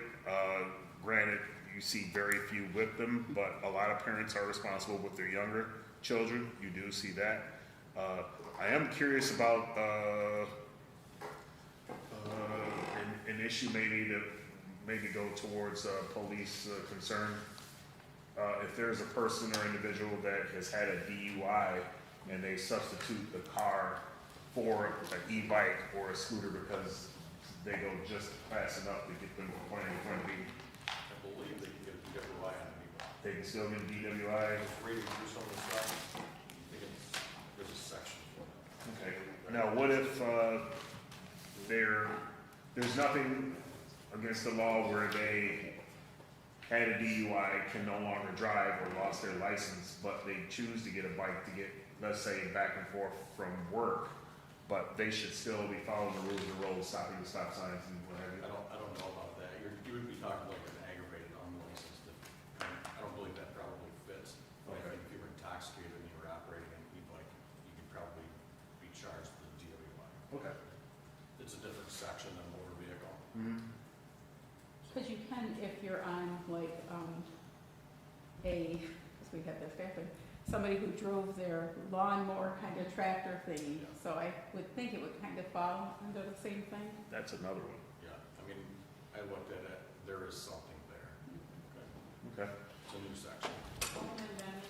I just had a question, Ron, like what is a class 3 e-bike? So on that second page that I gave you, that gives a description of what the class is. I believe it goes up to 25 miles an hour, stops at 25. Oh, this page is the definition of what a class 3 is? Yes. Okay. Yeah, there's different definitions should be on that page. Okay, I just saw that. And then the other question I had was, Vernon, you and I talked about this one time. We talked about how we both kind of agreed that the city ordinance for the business center should have been said to be, what did we say? You wrote it down. Ooh, you mean, We talked about, because I said something about the effect of like non-motorized or human powered. yeah, altogether. Yeah. For downtown district, not having any motorized vehicles at all. And maybe limit that to, And before people jump, it was with the exception of electric wheelchairs and. right. Just, Right. Well, I'm glad you remember that because I wouldn't, but, yeah. well, I just didn't say that before. Yep.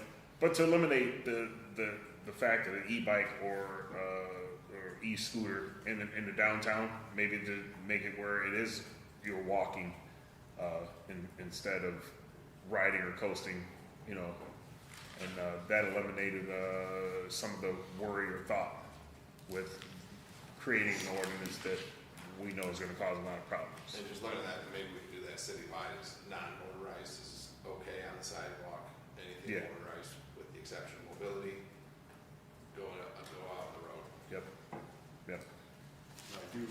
I agree with that, except I know old John, this came up long before the e-bikes even got popular. Because of the people terrorizing downtown on the sidewalk. You know, because essentially, and I remember the discussion, because I kind of stuck up for if you have proper etiquette and behavior on your bike, you should be allowed to ride it on the sidewalk. But we have a problem enforcing improper behavior and etiquette. blanket, just because it's not like you're there with a radar gun or something, catching somebody on a bike, and even to think about that is kind of a little outrageous, you know? So how do you walk up to someone and tell them they're being dangerous, you know? I guess maybe you can. But I mean, What do you think about that, Chief? I mean, what I would, so if you made it so you're allowed to ride bicycles on the sidewalk, and you have somebody that's flying around the sidewalk on their bike, getting close to people, I would arrest them for disorderly conduct. You know, Okay. I mean, you could find something to deal with the situation, I think. I mean, if you're scaring people and you're going out on a bicycle, that's offensive, behavior. The biggest thing too is there'd be a lot of striping, but you could, if you would have done it, you stripe the outside of the sidewalk for the bicycle and you stripe the inside of the sidewalk for walking. Because it's, the biggest thing is I know it happened down at Steve Phillips where we take our dog. Somebody walked out the door and the bicycle was coming by and just cleaned them out. So like Steve opens the door and glances out and then says, go. But I'm saying but again, that's proper etiquette. You can mark it and they're still not gonna do it. So if you create an alarming offensive condition that would be disorderly conduct, you see most of the people honestly on the sidewalk, they're not really going fast. A lot of them are kids, some elderly people. It's tough to write them tickets. Right. But I can see both sides. And I believe it's discretionary, and even with, you don't necessarily have to arrest, or cite, I think a lot of times it could be a coachable moment too, where you have someone that, I was that kid when I was younger. I would ride on the sidewalk and jump the curbs and stuff like that, bunny hop, whatever. But when you're doing that, if a police officer pulls you over and they say, hey, and explain the ramifications of you can get hurt, you can hurt someone else, things of that nature. You can bend the fork of your bike. That right there would stop me. Just like, oh, I can, So I think it could be a coachable moment, and you can go from there. And then, if you have someone that's just straight belligerent or whatever, then, you have that other option in your back pocket. You say, well, I can always cite you for, whatever the chief had just mentioned, and then go from there. But Yeah, I think if the police department's on board with that, that's where I tended to go. I know it's been a couple of years, I don't know how long, I remember we revised this or made it specific to keep the bikes off North Union Street a couple of years ago, and it was because of that behavior. yeah. Well, I mean, same breath, we didn't revise it, so you can't have motorized vehicles on the roadway because there's a couple people that drive like gas bombs. So, we didn't take away the roads, so Right. I'm gonna agree with Vernon all day long. It is not safe to ride your bike up North Union Street and many other streets. You're safer on the sidewalk. So I'm sorry, we put that 8-foot wide one down there, that one down there, and called it shared use, and then we say, what's the shared use up here? Walking, that's literally the only thing. It's not sharing anything, that's just an extra wide sidewalk that's pointless. Bicycles should be able to be on the sidewalk, especially for underage children, who people on this very council I see have their children on it despite the signs that say otherwise. So talking about the shared use sidewalk, I do think that we should put it on the agenda somewhere to have a conversation about the responsibility for taking care of the shared use paths that we have, and what is, a city imposed kind of, we gave you this extra gigantus sidewalk in front of your house to, Let's just say that, Jen, I think that can be rolled in under that right-of-way conversation because the sidewalk is in there. That could be part of that whole right-of-way committee. yeah, so Thank if we can add that, and then, I don't know where we should put this, but I want to figure out how to change the benches that they just put in on East State that are facing people's houses. Turn them around so they face the road, so wherever we can put a PL in for that, just because I don't think any of us want. Yeah, do we need a PO for that, or we just ask the I don't know mayor? if we need a PO. I can talk to the mayor because I know it's been brought up to him a lot. Yeah, I mean, I wouldn't like it if they were looking in my, Yeah. and I talked to a couple business owners who said too, like, they like it that, you know, it's facing out, because who wants to have somebody looking at them the whole time they're working and stuff. When you put that on, Jen, I don't know if it's gonna stay on yours or not, or what committee, but can we also have a clarification answered as to, I asked this with regards to the park bench. We had people come here that wanted to put concrete in the right of way, and the city said, no, you can't have concrete in your right of way. That's against the code. So my question is, why can the city then go put concrete in the right of way and then bolt the bench onto it, where I believe it also says that there's no permanent fixtures allowed in the right of way? Well, park bench bolted to a slab of concrete on the right of way is certainly a permanent fixture. So I would like to know why it is okay for the city to do it, but if I went down and put concrete on my right of way that I own and bolted a park bench to it, I'm willing to bet money that Mr. Ryan Reed would be down there telling me that that's not acceptable. I just face it in my window, so I'll sit there and watch you. I don't care if they sit there and watch me. I'll leave the bathroom door open. Start charging. For the purposes of the minutes, is ask clowns aren't yours. It's hyphen. Hyphen, okay. Yeah. And that's a capital C and capital A. I prefer to use Z's instead of the S's and a K instead of the C. So thank you for address that last clown right up.